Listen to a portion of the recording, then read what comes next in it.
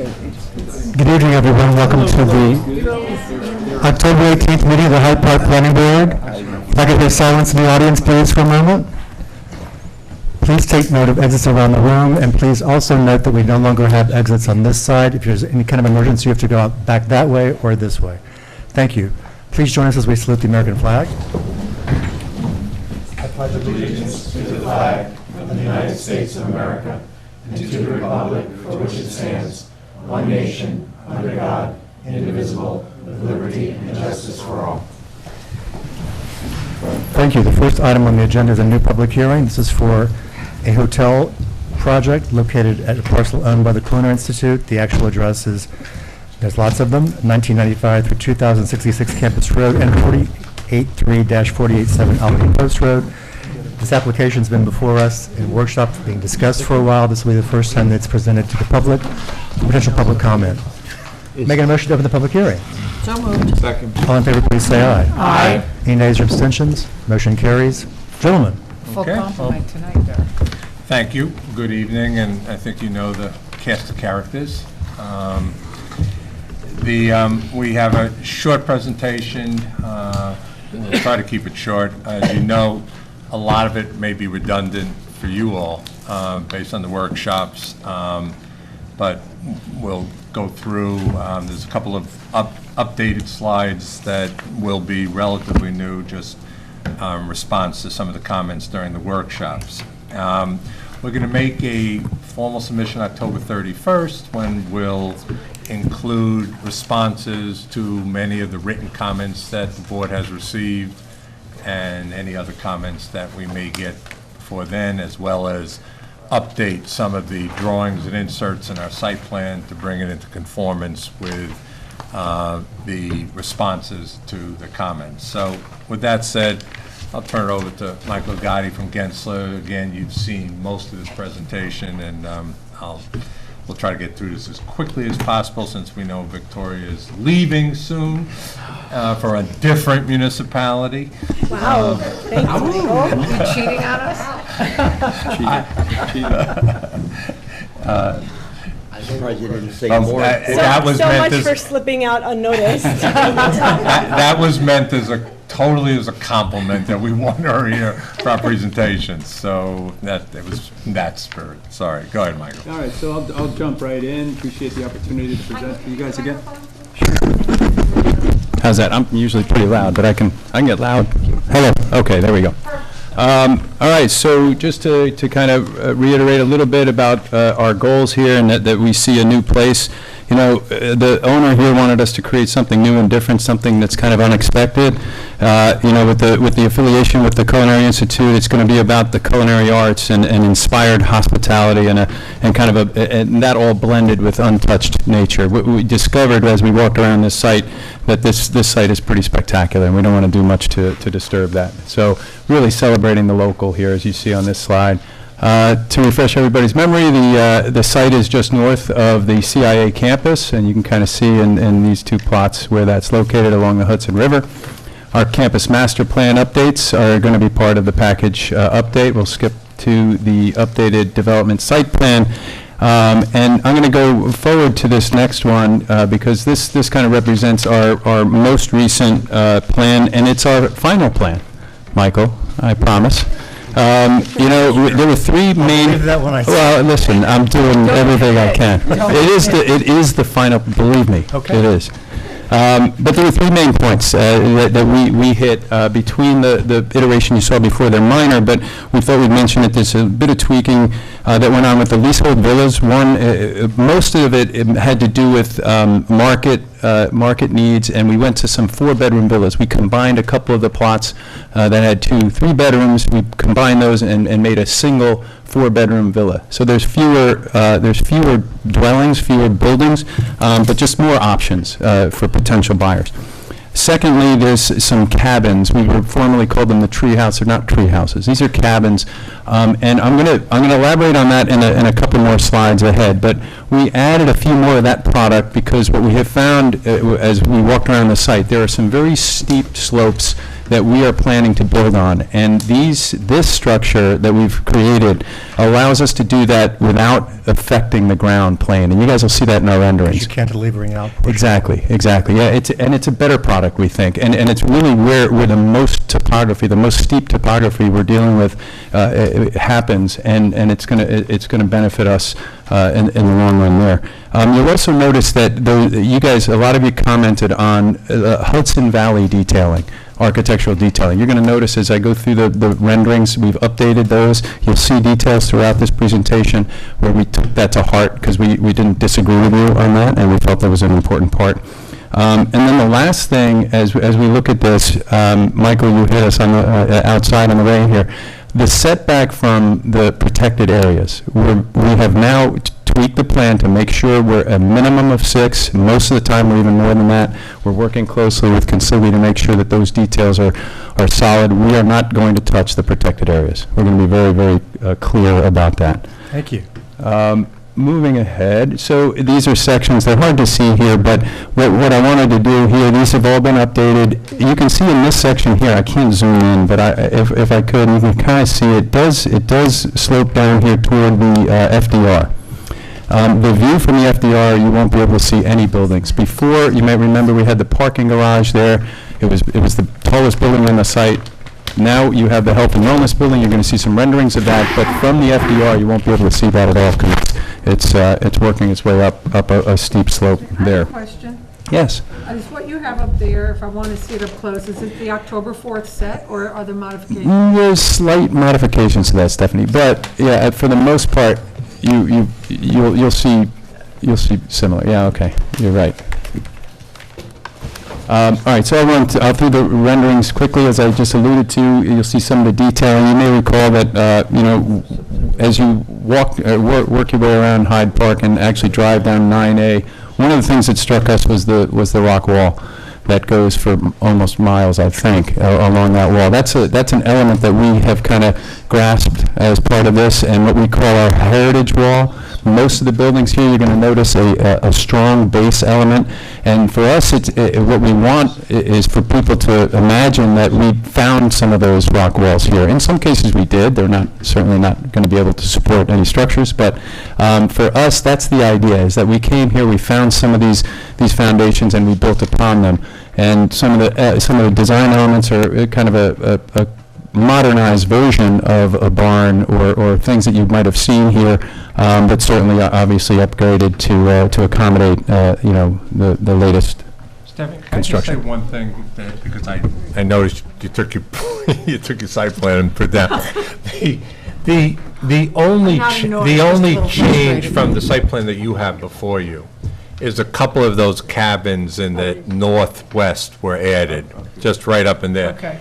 Everything else is pretty much the same, almost exactly the same. There's a couple of houses that are 4 to 2 bedrooms to 4 bedrooms, but they're all in that same location. They're all pretty much. If I listened correctly, exact. didn't you reduce the number of dwelling units because you added the bedrooms to some? Same number of beds. No, my question was that you reduce the number of dwelling units, number of structures.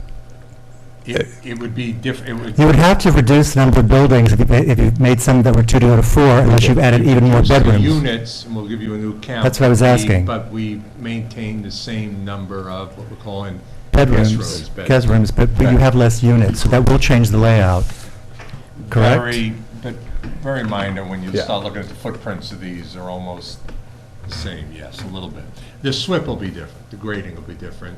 That's what you're going to get Right, in that because of the October cantilever. 31st. In the Just updated grading version. will be a little different, technically. So I'll run through this quickly. You can kind of see the buildings. These are the 2 main buildings. This will be the restaurant and the lounge, and then this is the gathering space, the event space on this side. And we have a special building here. It's a greenhouse building that'll have hydroponic farming, and it's part of the whole experience. The chefs will go there and pick the herbs and such, and it's going to be part of the overall experience. This is the back of that. We've got some pretty interesting and unique details where the entire glass wall is going to rotate up, so you can access the exterior on a nice day. You kind of see some of the architectural details and elements here. You know, we hope it comes through in these renderings that this is meant to feel like these buildings were placed on the existing topography, because they are. That's exactly what we're going for here. This we call the distillery. We're not distilling here. It's a tasting room. It's a teaching opportunity for the Culinary Institute and for NRI.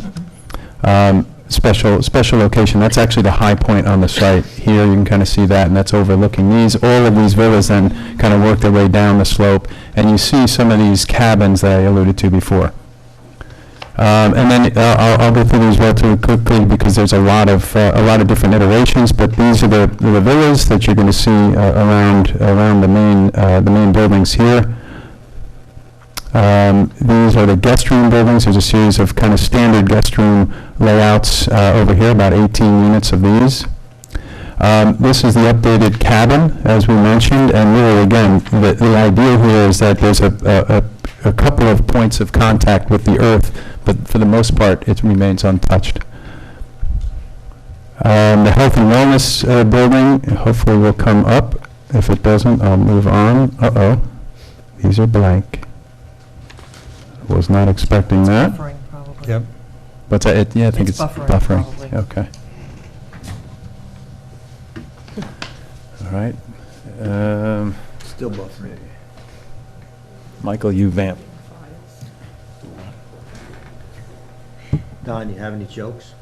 No, I'm only kidding. He always has a Sounds like he joke. does. Nah, not any clean ones.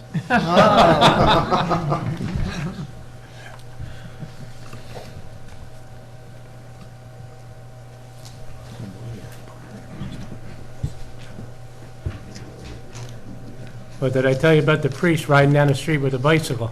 So he's riding down the street with a bicycle, and he sees a lemonade stand. So he pulls in there, he goes, little Johnny, he's part of his congregation. He says, yeah, lemonade, how much? He says, well, 50 cents a glass, Father. He says, fair enough. He says, boy, it's my lucky day. All I got is 50 cents. Gives it to him. He says, Johnny, what about this lawnmower you got here, this push lawnmower?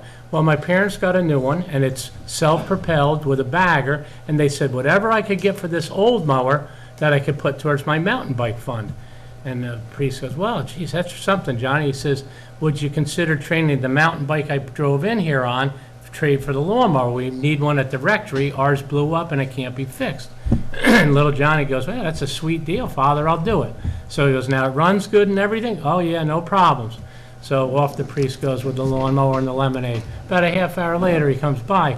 He says, Johnny, you lied to me. He says, well, what do you mean I lied to you, Father? He says, not only does the lawnmower not run, but it won't even start. And Johnny goes, well, Father, I'm sorry. He says, you know, my father told me there's a procedure in starting the lawnmower. He said, well, what's the procedure, Johnny? He said, when you're pulling that rope thing, you have to cuss and swear a lot. And the priest goes, well, Johnny, I'm a priest, and I can't cuss and swear. Plus, it's been so long since I ever have, I wouldn't even know where to begin. He says, Father, once you start pulling that rope, it'll all come back to you. I got this at his house, so I've already heard it once. Michael, you having problems with it pulling? I could plug this right in, but I don't want to mess up with the computer. He asked me just not to do that, but I could put the HDMI right into my computer. Tony, are you hearing this? Okay, if I put the HDMI right into my computer, would that be okay? We need a new one. Yeah, actually.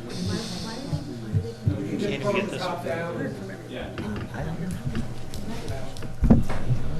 We want to talk.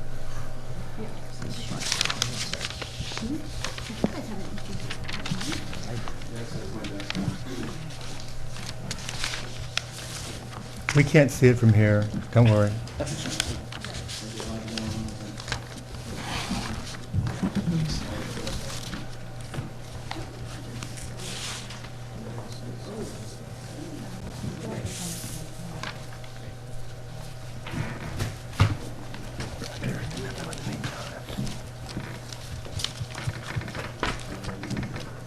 We can forego the presentation.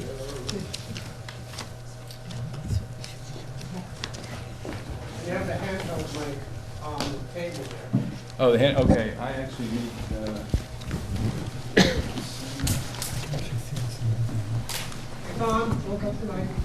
okay.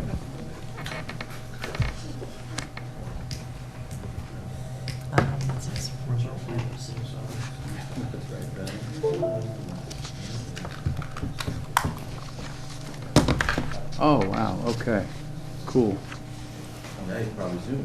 No, still, well, I'd have to go up there. Okay, so these are the cabins we just saw. Health and Wellness Building, this is where we were. All right, do I go back? There we go, okay. So this is on the northern part of the site. We showed you this before. This has not changed in any way. This is where there'll be a spa, there'll be yoga and a pool on this section of the site. And quick question, or just for the audience's edification, this is open to the public, and there is associated parking, some small amount of parking with this, I believe? Yes. The pool. Pool is open. No, pool will not be open to the public. But you can, I think the spa, you can set it up. Yeah. Right. Okay. Sorry, guys, not advancing. Oh. Okay, and then adjacent to the spa and wellness is the what we're calling the wellness villas, just another type of product along that area there. When we went out here, we found a lot of great rock outcroppings, and we've adjusted the location of each one of these to work amongst those. Moving forward, slow. There we go, okay. And now we dive into the leasehold villas that you'll find around the eastern part of the site. And again, you'll hopefully notice some of these Hudson Valley details and the rock wall that I alluded to before. It's really that'll be the consistent architectural language that'll kind of carry its way through all of the buildings, but you'll see each one of the buildings has its own character. Trying to move forward, it's not going very quickly. Okay, it's probably just generating each one. I'll flip through these quick. These are all different products that you're going to see along the eastern part of the site. Some are 2-bedroom, 3-bedroom, and 4-bedroom. The consistency in the architecture and the coloration, the height of these buildings are quite low. I'm going to run through the elevations here quickly. The wind. Oh, yeah. Yeah, you might have noticed the front of the buildings, we added some windows. You guys had talked a little bit about that. It was a little bland and a little bit off. So, yeah, we've added some articulation on those buildings as well. Moving forward, again, these are the elevations that are part of the package you've seen. Shows some of the materiality. It'll show the building heights and the roof lines and such. This is interesting. We'll get into this a little bit. This is the service building. I'm going to elaborate on that a little bit. The additional structures that are not kind of part of the rest of the site as it relates to the hotel servicing and the restaurant service, we've got the entry gateway over here. We have a rendering of that as you work your way in off of St. Andrews Road. These are images of our vision of the greenhouse and this hydroponic farming. We're working with our engineers and the Culinary Institute to create something kind of unique and different, but that'll be this kind of glowing box as you enter that main section of the site up here next to the two buildings. Can you elaborate on what you mean by glowing box? The interior will have lighting, and it's a glass structure. So it'll be visible from across the river? No, actually it'll be well shielded Thank you from for trying that. to get that into the record. That's Understood. Yes. And then this is the amenities building. This will help to service the residences that we see along the east side of the site. Moving forward. Some of our sustainability initiatives, integrated photovoltaic panels on many of the structures. We're going to do some rainwater harvesting, a vegetative roof, and you can kind of see the roof plans of the main buildings there. We're going to be incorporating sustainable measures. We talked about a minimum of silver LEED certification for the overall site, and we're working through that right now. I'll let Chris pick up some of the stormwater practice initiatives we have for the site. Sure. I think Michael's already alluded to the rainwater harvesting systems, which will consist of They 15. can't, the microphone's not following you. When you turn around this way, you just need the handheld, right? Thank you. I think, as Michael alluded to, for the rainwater harvesting systems, we're going to have a series of underground cisterns. We have approximately 15,000 gallons of underground cisterns proposed for the site. The water will primarily be used for Go ahead. irrigation during the summer months.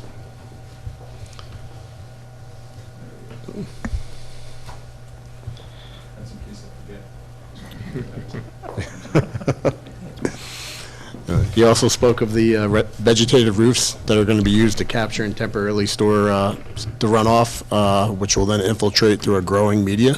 Are the blue tanks over in the upper right the cisterns you're referring to? Yes, those are the below-grade cisterns. And do you know about how many of those you're going to have on the property? We're probably looking at, right now, either a series of two 7,500-gallon or three 5,000-gallon tanks.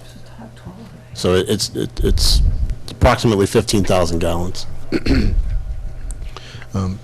Where we have we have a series of small depressions for rain gardens associated with treating roof runoff on some of the individual leasehold villas and for some of the rental villas as well. As most of you know, they're similar to bioretention areas. They're not as deep.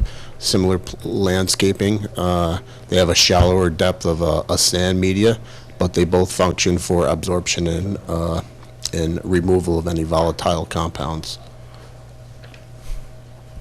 We're hearing the echo, sorry. I know, I can hear. All good? And we have bioretention areas, dry swales, and we also have surface sand filters. You know, bioretention areas, which I'm sure you're all aware of, are also the depressed vegetated areas that are made up of an engineered soil media, and because of the on-site rock constraints, we will have under drains beneath these bioretention areas. The bioretention areas are used for absorption and filtration and volatilization of runoff from roadways, more so than what you would use a rain garden for, which is really focused on roof runoff. And we do have, for portions of the site, which is in the lower southwest corner of the site from where the trail comes down, we're conveying all the roadways and the trail there to a surface sand filter, which would be as you can see, it's really a vegetated depression similar to a bioretention area. The only difference is it's made up of lawn area. That covers Made up of what? lawn. It's a lawn area, and it has a sand media in there that is used for a similar type of circumstances for formerly really used for removal of volatiles, oils, and greases, and that was our focus with the roadways. We also have throughout the site a series of vegetated swales that are used to kind of slow down the runoff in areas where we're trying to minimize the use of underground pipes and catch basins, so that will allow for further infiltration of the runoff. That's the main focus of our stormwater management in terms of our sustainable practices that we're adding. I'll just add quickly that we had a sort of response from the National Park Service, Superintendent Bracewell, but in a follow-up, she mentioned that they're most interested actually in stormwater management. That's from the perspective of the National Park Service to the adjacent side with the FDR site. They're most interested in what the stormwater is going to be like on the site. So We saw that, and that's why we added this slide. Quick thinking. October 31st submission will be more formal about it, included in the. Quick thinking. And I was remiss, as I had the other one up before, but it's so many slides back. I'll use this one. I wanted to mention that this graphic kind of represents the challenges and the opportunities we had here. You'll see this large green area is the Winnicke. These blue areas here, these are wetlands, protected areas, wetlands. You see another one here. You see the Marici Kill. You see the pre-contact sites. We haven't touched any of those. You can kind of see there's a randomness about the way this whole site is laid out, and you know, we were very adamant about maintaining that. We found the buildable areas, and we used just those. It maintains the stream corridor, as you see, and we think the natural topography remains intact throughout, and certainly the protected areas. All right, next. So this is an updated drawing that you'll see is different than the one we showed before. We've had to make some updates. I mentioned before that this is the closest building to Route 9. As we walked around that area of the site, we noticed that it's the loudest area on our site as well. Not very conducive, to a villa. So what we decided to do is put our service buildings there. It helps us with some sound attenuation on the site. We've designed these buildings, you might have noticed in the elevations I showed before, they look like barns. They're meant to look like barns with charred wood siding and really meant to integrate into the landscape. We have a rendering of what you'll see from Route 9. And I think it kind of shows that it doesn't impact the view very much at all. But I have that, and I'm going to try to zoom in if I can. You'll also notice we're not going to do the vegetative screen on the parking anymore. We're actually going to use the same wood materials, so it looks more architectural, but at the same time, it's going to give us better sound attenuation, and it's easier to maintain. You guys actually brought that up last time, so thank you for those recommendations. We listened and we followed. I did also ask the company that's going to provide these for decibel levels of how much noise these things make. And they said they don't have any metrics on that because it's negligible. So I asked them, I said, you can download a decibel meter on your phone, and I asked them to do that. And they sent me a video that starts on, like this room is probably about 60 decibels if we're talking. If somebody were to raise their voice, it goes up to about 75. The decibel level of those machines didn't go anything above 75.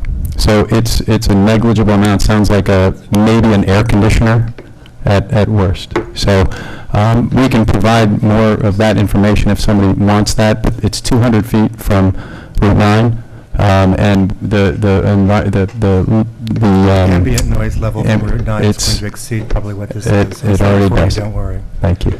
We'd probably like to hear what you got sent. Yep. In addition, I was in the city and I spoke to 2 different operators of stack systems there. Just so you know, there's length of time involved. You probably already know that. We do, yeah. And I was told by both of the operators that it was really more for weekly parking rather than day. Yeah. But then again, that's the city, so if you come in just for the day, they're going to try to park you on the ground because these Exactly. are mostly ground with areas of stacking behind. Yeah. And they do the stacking for someone like who's going to be there for, I come in on Monday and we're going to go out to the Hamptons or the Hudson Valley, take your pick.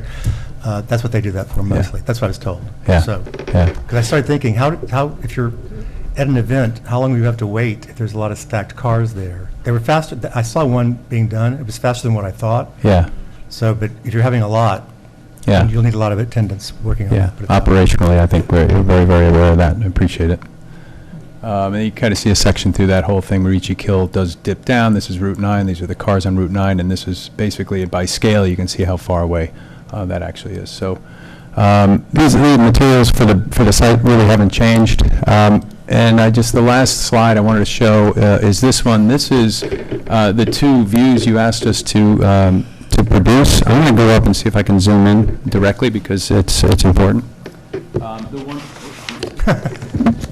You guys hear me okay? Okay. So the one at the top you can see is the Hudson River view. Literally, that's what it's going to look like. That's trees, leaves off on that rendering we did. So let me, is this going to let me do this? No, it's not. Hold on. Bear with me. I'll get this, I promise. Okay, good. All right, so as I zoom in, you can kind of start to see some structures. I'll go a little further. We were actually able to scan the actual ground plane. We had a drone come over and scan the ground plane, so you can kind of see this is the barn building as it goes up. The bottom of it's here. The canopy of the trees is anywhere from 60 to 100 feet above our head. So none of the buildings obviously will protrude above that line in any way. And you can kind of see the way we've designed this or tried to design these. You can kind of see the villas that work their way around the northern or the southern part of the site. And if we move over this way, a couple of the other buildings as you work your way to the northern part of the site. But, you know, as we do these computer renderings, it is pretty accurate when we place that on the scan that we did, and you can kind of see from, you know, from the water, you almost see nothing. I was tempted to show this Culinary Institute there because you see all the buildings from the Hudson. So anyway, that was number one. And then from, as I mentioned before, from Route 9, you can kind of see this is our emergency, the location of our emergency entrance here, which is only going to be used in an emergency. And you can kind of see these are the buildings placed on the site, and I'll zoom in a little bit more. This is partial leaves off. I think this was in April. This was the best we could find on Google Maps. But most of the year, this is completely full. In the wintertime, you'll see probably a little bit more, but we think this does a nice job of kind of showing you the only dwellings, the only structures you're going to see from Route 9 are literally in that location. Everything else is further back and actually works with the swale. There's an existing swale here and here that is going to screen that from Route 9 in its entirety. So I took more time than I was asked to take, so It's quite all right. that's it. Anything else from you guys? Is this working? Just 2 points of information.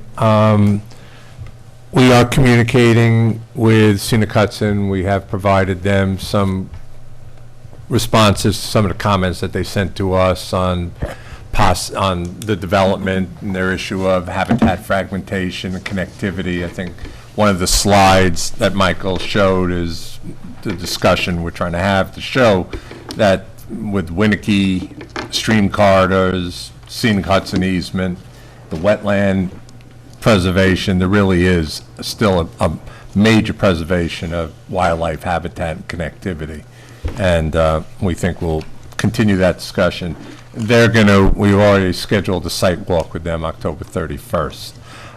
Also, we were out in the field today with Winnicke, with the people from the Winnicke Conservation, talking about the trail system and working with them on that, and they were very, very supportive of, they would like to see the trails, they would work with us with the trails.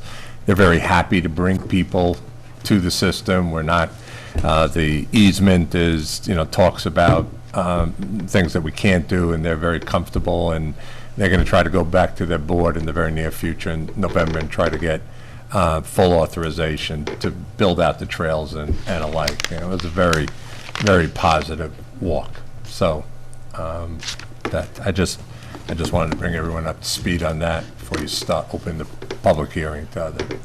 Our site walk is November 4th. 31st. Hours. That we need to confirm that Oh. with you all. Is that the date, though, that I heard most recently? Is That was only one response that came back. We were waiting. to Must hear. have been. we're must have been flexible. me. What do you want to do? Well, you tell us. No, does November 4th work for anybody else who wants to take the sidewalk on the board? The 12th was good for I you. think I was Or the one 12? that responded. Yeah, we replied with either the 12th or the 19th. Yeah, Of- we did receive one, we Right. received one response that said the 12th worked for one individual. I'm not here on either date. Correct. That's just me. You responded to, remember. Chairman, you responded you weren't available either day. We got one response that November 12th worked for one individual. Yeah, November, but I thought I said just the 4th, whatever. So you're saying, Leaf off, but not too cold was the criteria. I've been there a few times. So November 12th, do we have a time? You tell us. Your preference was the morning in some of your early emails. Saturday or Sunday? It's a Sunday. I'm What, joking. Later morning, let it warm up a little? I'm not here. It's up to the rest of the board.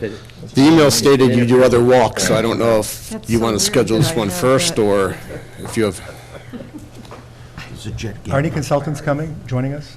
If it, like I said, if it interferes with football, Why do I have Saturday, November it'd 4th? have to be. so it'd I have to think be the Jets are morning playing for that me. time. It depends on how my team is doing. What is the purpose of the site walk? Are they staking the changes? We have that app, Victoria, that you'll be able to see exactly where you are at all times in relation to the site plan. Because when we And walked some the people site, haven't been there. and we walked the site initially in the heat, the layout's changed.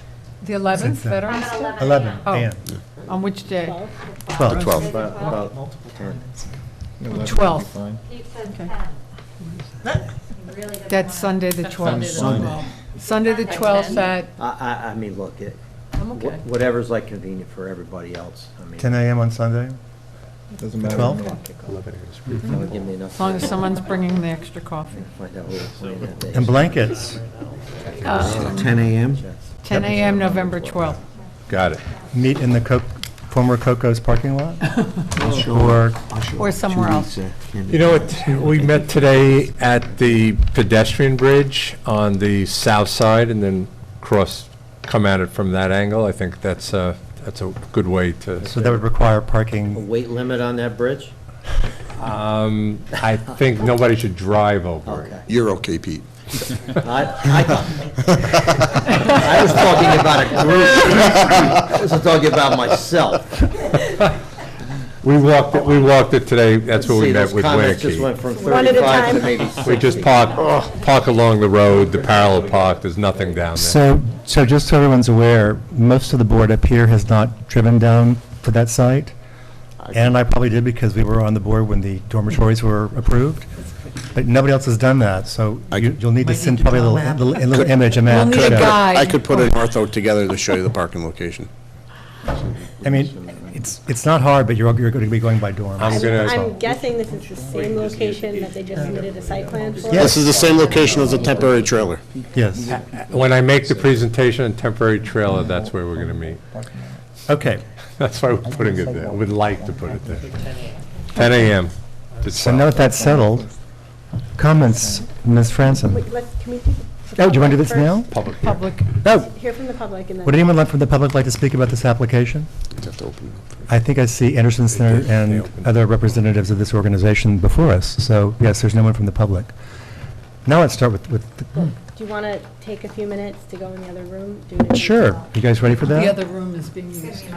We'll go back into the other office. Okay. Making a motion to go into executive session? So moved.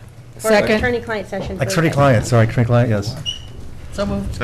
All in favor, please say aye. Aye. Any nays or abstentions? We back. I don't think so. No.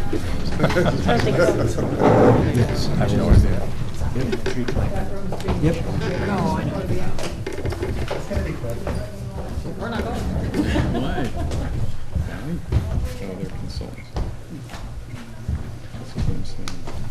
So nobody from the Oh, public? you're not going? I was going to say, he's going, he's just waiting. But- Well, I didn't adjourn. You asked me? No, I wouldn't want to go anyway, there's no room, there's my office, they're stuck to my.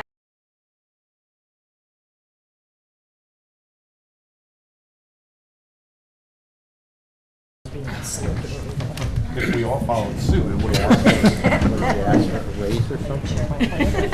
As always, no decisions were made. Well, in attorney-client privilege, making a motion to exit attorney-client and go back into our regular meeting. So moved. Second. All in favor, please say aye. Aye. Any nays or abstentions? Motion carries. The floor is yours. We had requested from the board approval of the ability to place or locate a sales office, temporary sales office trailer on the site. It would be immediately, as you could see, in that area, immediately south of the Marici Kill, on the same parcel. It's the same parcel as the rest of the site, and I'll get into it in a little while. I have a better slide there. That's the area. It's already a disturbed mode area, maintained area, that was done during the construction of the townhouses. The trailer would be 1,000 feet on wheels, temporary. It'd have a lining just to, to allow water to infiltrate. There would be a small addition to the road for an ADA handicap parking, approximately 300 square feet. So the whole thing would total about 1,300 square feet. The purpose of it is we need to, in this type of project, do some early marketing for it. And I want to be very clear This doesn't include sales. For projects of this size, what you'd like to do is like to get a one-page, what's called an expression of interest from someone. We'd like to be able to comfortably show people, if you can go to the next slide, that would be the structure, would be 1,000 square feet, fit right on that disturbed area. It'd be temporary, no impact, on wheels, self-contained water and sewer. That's a trailer? That's a trailer? Trailer, yes. On wheels, you can see the wheels there.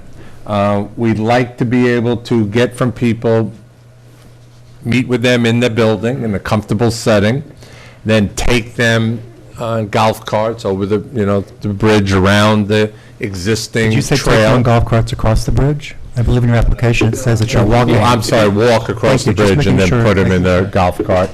Then there's an existing pathway that CIA has maintained over the years that just takes them around the site. We have the app, so the app shows you exactly where the lots are, where the buildings are. People can look generally and see where the various lots are. It'd be a one-page, non-binding expression of interest. There would be a representation both for the board and for us that says this, we make no representations as to the approval or the exact location of these lots. It's mainly for us to be able to take the lenders and be able to say, yes, people are interested in this product. It's a typical practice that's done in most projects of this kind when you're trying to sell lots. No tree removal whatsoever on the property, no binding agreement, no sales, just the ability to have somewhere comfortably we can meet with people and show them the site. It would be pursuant to SECRA, type 2 action, not subject to SECRA. SECRA permits for non-residential 4,000, up to 4,000 square feet. For a type 2, where there's no rezoning or no use variance. There'll be no use variance or anything. I was there today with the Winnicky. I mean, it's really tucked at the end. It really will not be disruptive. We've got the consent of the CIA to put it on this site. And we'd like your consent. Well, we have to, pursuant to your code, add it to the site plan. As soon as we build the first leasehold villa, it will be removed, and that will turn into the sales building. So When you say add this to the site plan, do you mean to the current site plan? to the that you're current, looking at? yes. Your So how code do we approve, how do requires we us approve to a show section of it. a site plan? So we'll approve a phase? Wouldn't it be a separate site plan that you're asking the board to consider? Because you're asking us to basically segment seeker. There's no purpose for the sales It- trailer it- unless it- you have this project. it could Let be me a go- site- Let me it go could- on. Go ahead. So you have to, if you're going to have it on one site plan, I don't know that we can consider it legally permitted segmentation, because they should be two separate ones, I would think. You know what, we can go either way. The only reason I offered to put it on the site plan is when you read your code about trailers, construction trailers, sales offices, it says it should be included on the site plan. That would not, in my view of SECRA, But that's put in there I'm because you fine. get, when you go to pull the building permit, that's when it's considered part of your building permit. Okay. So we just ask that you show it on the site because it's a temporary structure. Fine. But that's not, that part of the code doesn't really deal with seeker. So what I mean by that is if you have a big project like Bellafield, we've already done seeker on the whole site, so that's why they got to do their sections, et cetera, and got to start clearing. So my first question is, when you say there's a trail that the CIA has maintained, this trail magically happens to go along the same roads where yours are too? How are you going to show the lots, et cetera, in a golf cart? How are you not getting out and walking? Because we've all walked the site. You can't walk, you can't take the golf cart everywhere. There's a clearing trail that circles the circumference. They may stop, Michael, at certain places and get out and just walk, but for the most part, you can get a pretty good view Can you show us that? of the various lots. Can you show us that, like on a Google Maps or something, to see how cleared out it is? In other words, our concern so far has been My concern so far has been clearing of trees in advance of development. We will represent, there will be absolutely no clearing of trees. If they have to get out to see the exact location of that lot per the app, but we will make a representation, and we never intended to, by this exercise, cut down any trees. We do not have to cut down trees to show people the areas where the villas will be and the lots. And you can hold us to that, and obviously, we would be very foolish in the middle of our approval process to do something contrary to your instructions. Let me start with my inside right. Ann, do you have any questions to ask? On this topic, I should say, just the sales trailer and I would the imagine on shower. on the site walk that we could see this circular path and, yeah, I mean, the trailer itself doesn't really concern me too much, but it's just the fact that it is connected into the site, and so there could be potential clearing of areas, and my other concern is with the bridge, that, you know, some clients might be like, oh, you gotta drive me across the bridge, and, you know, that to me then starts to smack of, We will not, You know. correct it, we will not drive anywhere. We walked across it today with the Winnicke, we walked that path that we're oh, but talking. Winnicke's gonna walk across that. We climbed over the fence. But The existing pedestrian bridge cannot accommodate a golf cart. It's not wide enough to accommodate a golf I've cart. been on it before, I know. Okay. And I think if you look at the topography of where the existing temporary bridge is, and you go to the east, you're looking at slopes that are about 20 to 25%. Yep. And the intent of these carts are to get you to the top of the plateau in that particular area where the leasehold villas are. They don't have the luxury of the regrading, which we're doing as part of this project, to create 8 to 10% slopes that are walkable from the new pedestrian bridge up to the leasehold villas.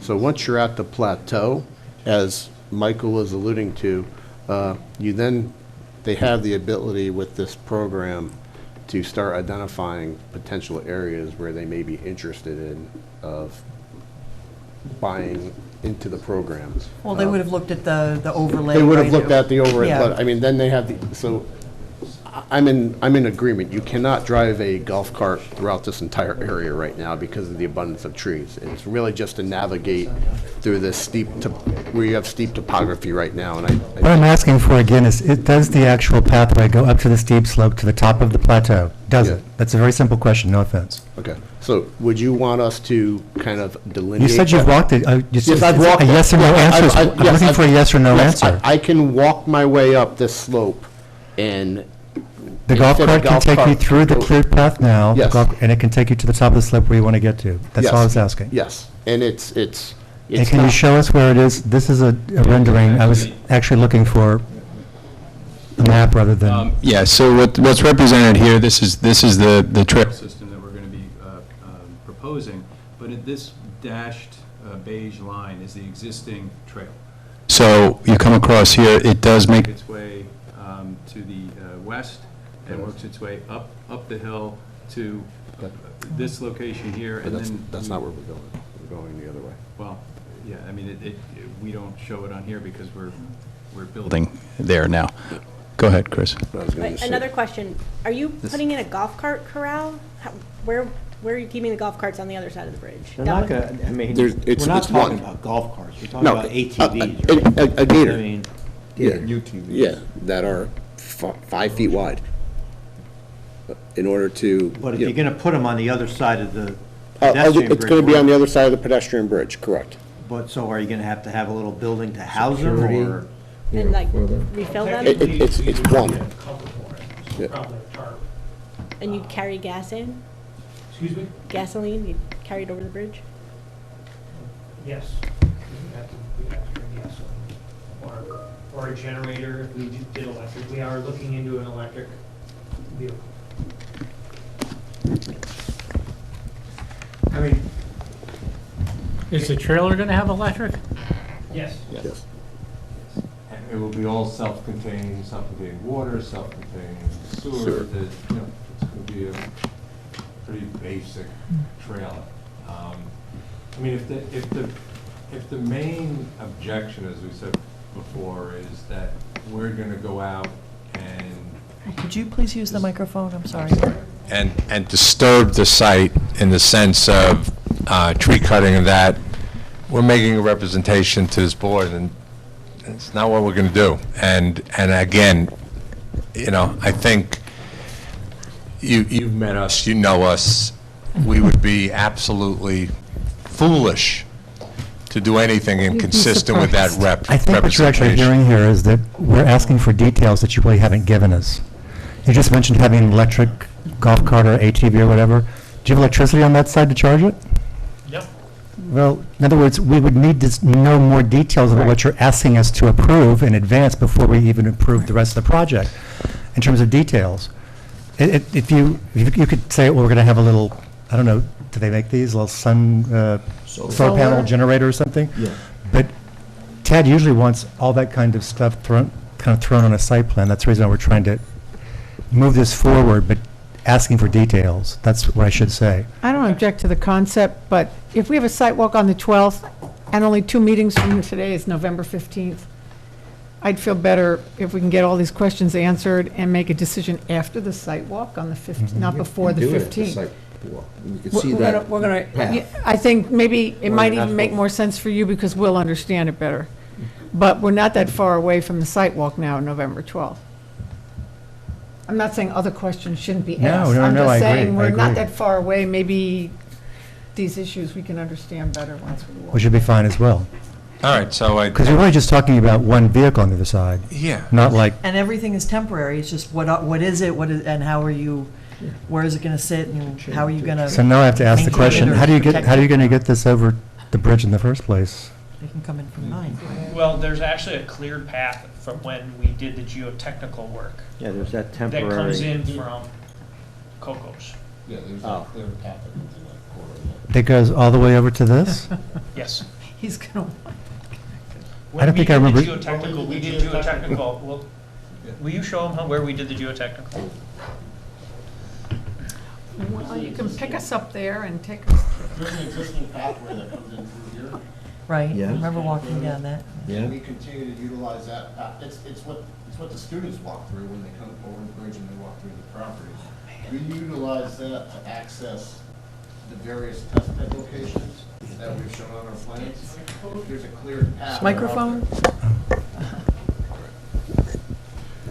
There's an existing cleared path that comes our way through here, which we utilized to get the machine back there to conduct our geotech exploration.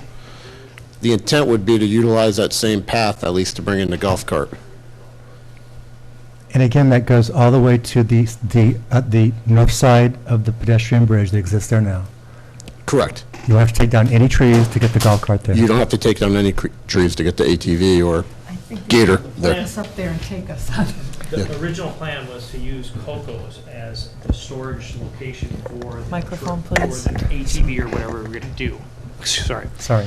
The original idea was to use Cocos as that location to store it, and then bring it over when somebody was coming to the site to pick them up.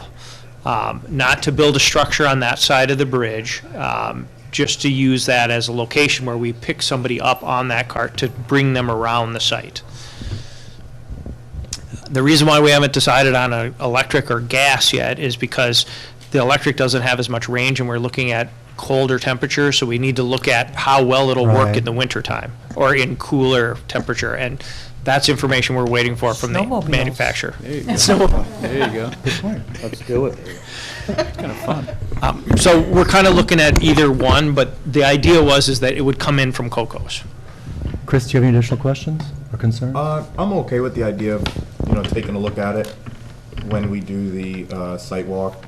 Like Anna said, the trailer is not really my concern. It's trying to figure out the logistics of all the moving pieces. Like even just having like a little gravel pad. Like if you're gonna do whatever you need for the things on the other side of the pedestrian bridge, just let us know what it's gonna be, so we can look at it holistically, rather than, you know, be okay with this, and then we go out for another site walk, and there's a lean-to structure housing, you know, for UTVs, and we're like, you know what I'm saying? So we're just trying to figure out Fair enough. where it's going. Fair enough.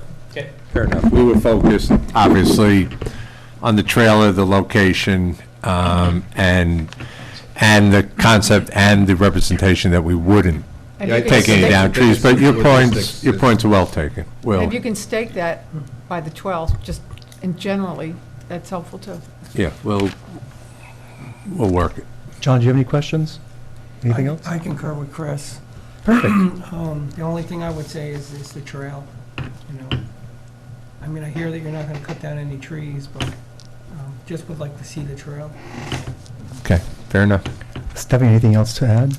Have you actually met with potential buyers yet?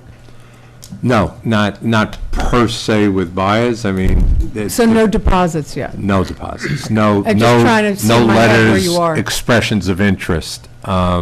We haven't done that yet. To your point, we're still laying out what it's going to look like, and what we can show them, what we can tell them. I think we're there, and now we're trying to do this. The plan is set. The next. Actually, I have a request on that. When you submit the next final set, on the site plan, could you cloud or note where those foundations have been eliminated for the four-bedroom villa, just so it's just easier set to set, if you can note make those changes.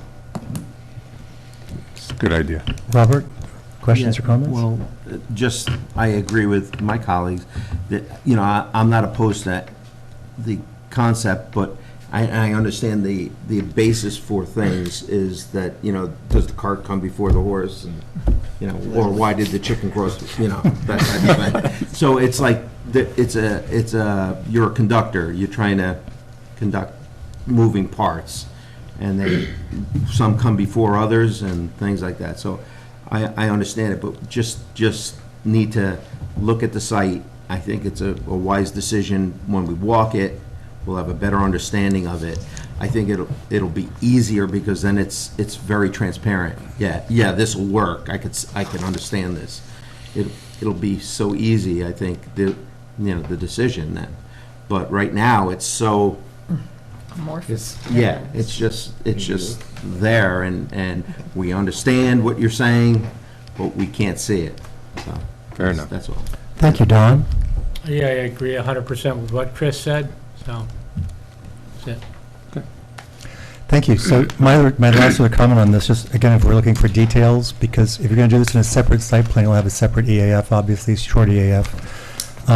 And I would suggest you talk to Tad about that, because that's just my idea.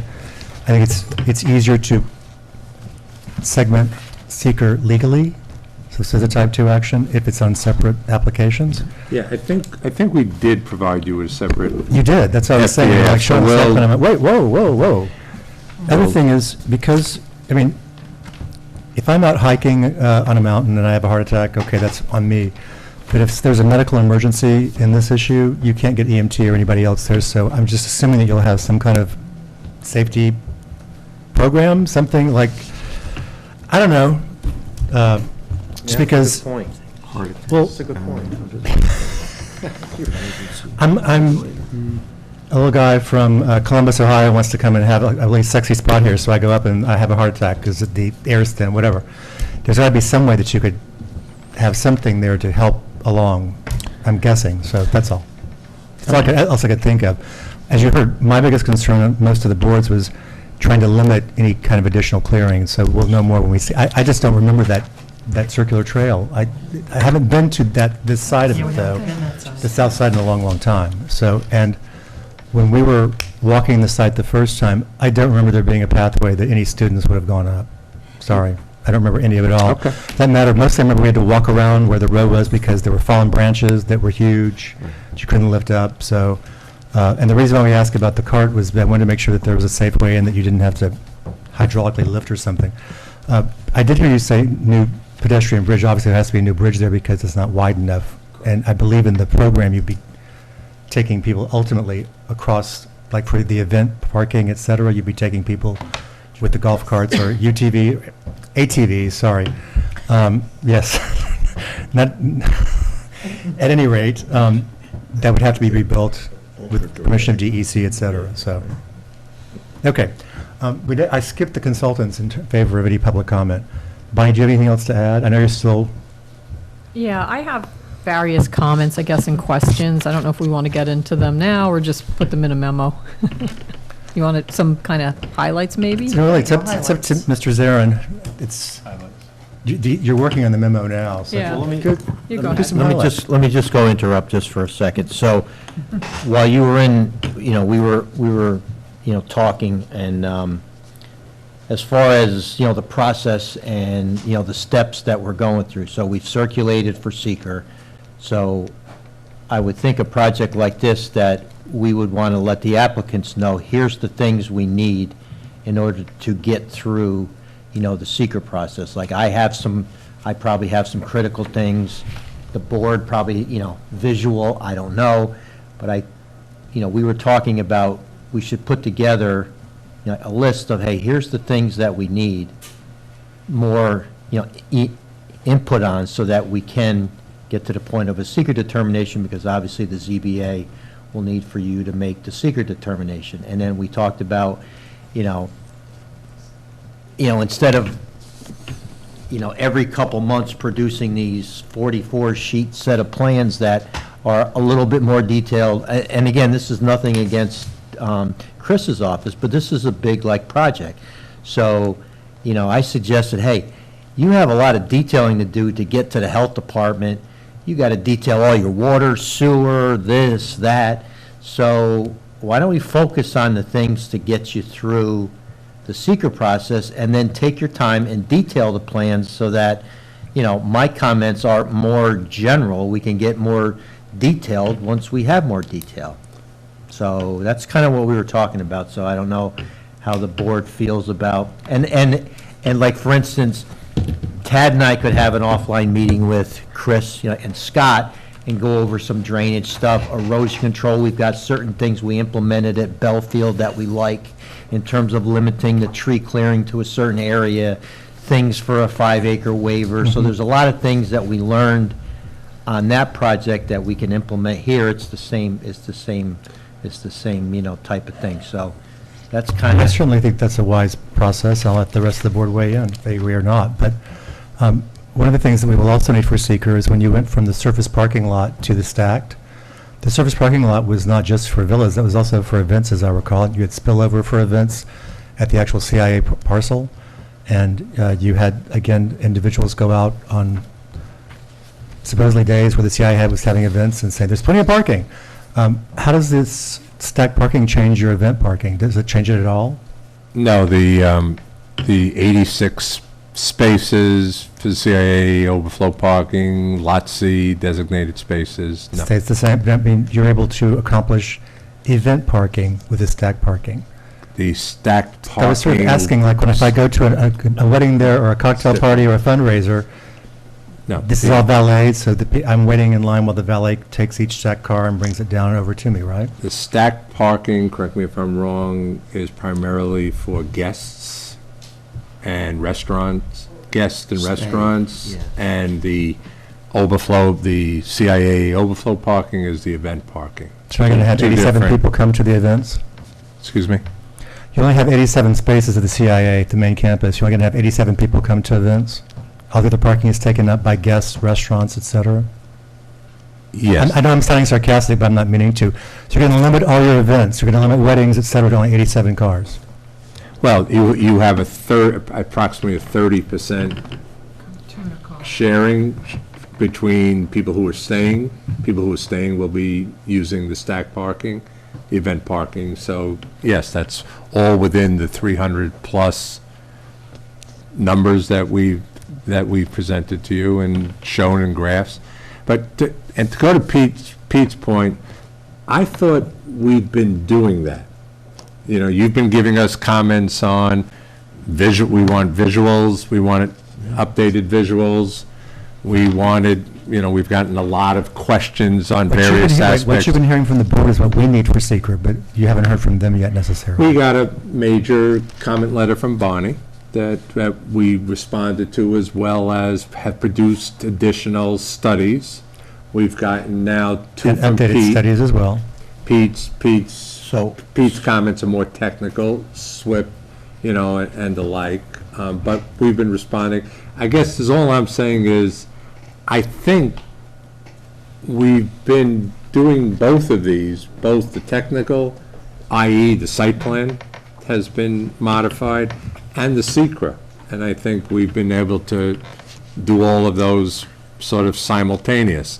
I think the process is working the way it should be.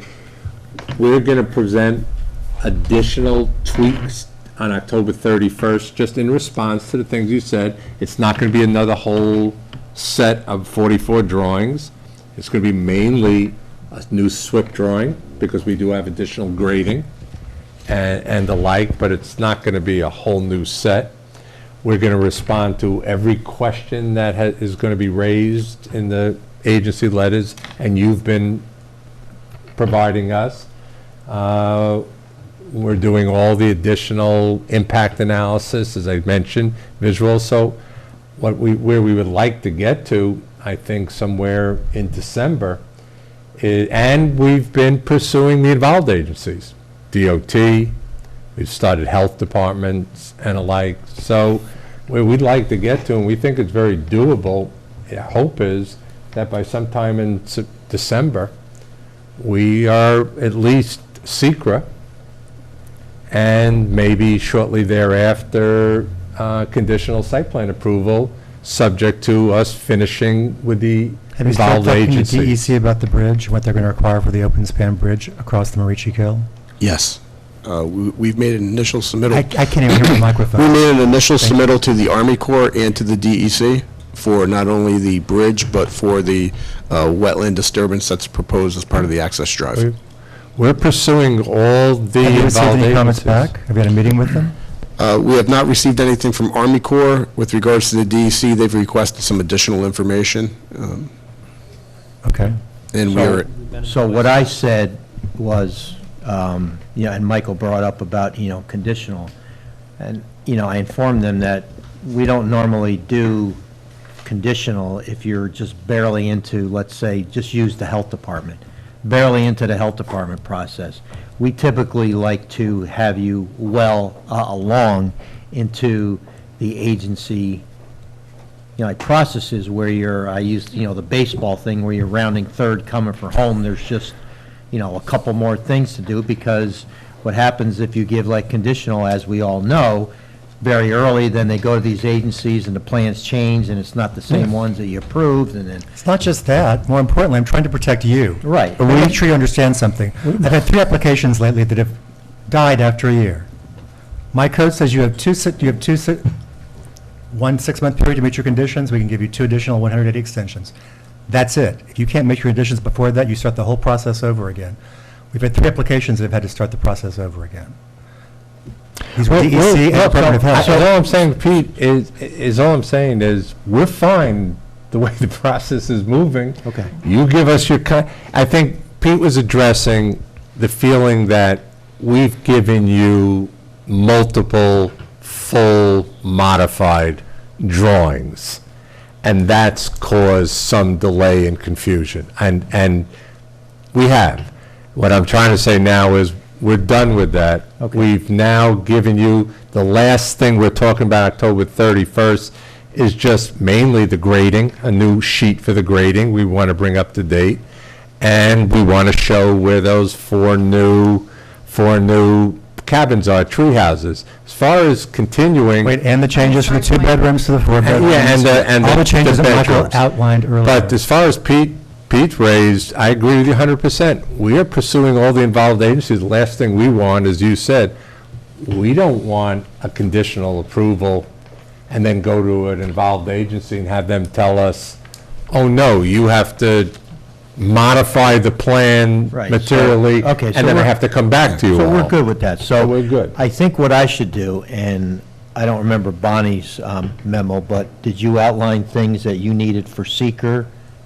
I will be. I Okay. have already a You have? memo. Yes. So- And so now I have to respond to what was submitted and whether it was adequate. So what I'm going to do then, I'm going to send a memo next week that would just say, okay, here's some things that to focus on from an engineering and for seeker, such as we can talk about some more rock, how much, rock excavation are you looking to crush?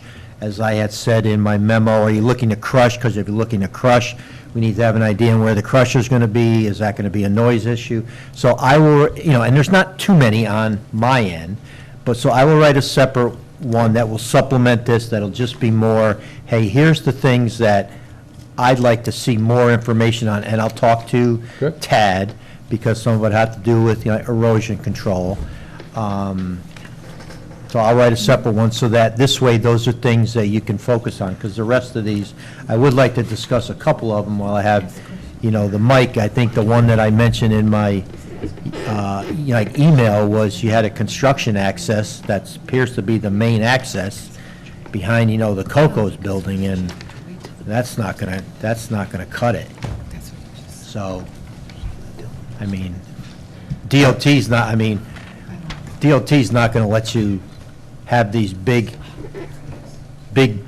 trucks trying to use those little tiny driveways to get into Coco's, to get in the I don't think. So Pete, go ahead.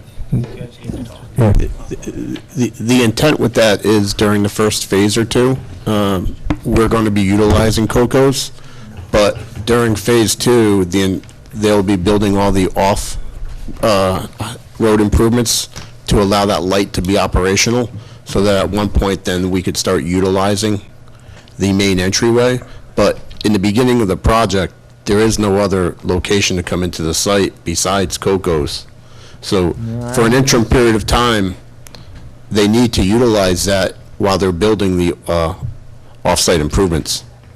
There might not be an existing I don't know. location, but I'm sure there's other locations. I think you better talk to, the state. Why can't you use, the main, I don't know. You have to talk to the state and see if they'll give you a temporary. As far as, let's go back, I'm sure there's others, Pete, as far as process goes, you get us your comments, and Barney, you get us your comments. Yeah. We will circle, first of all, if there's any issues like this, we'll circle right back Well, to you I mean, offline. so, the issue that I just brought up about the construction access being behind the Coco's, to me, that's something that not only is a concern to me, but I would think would be like a concern to planning board members, because we all know that those driveways to get out of that, are wild now, just with passenger cars. You're talking about trucks, and contractors, and excavators being brought in, and it's just trailers.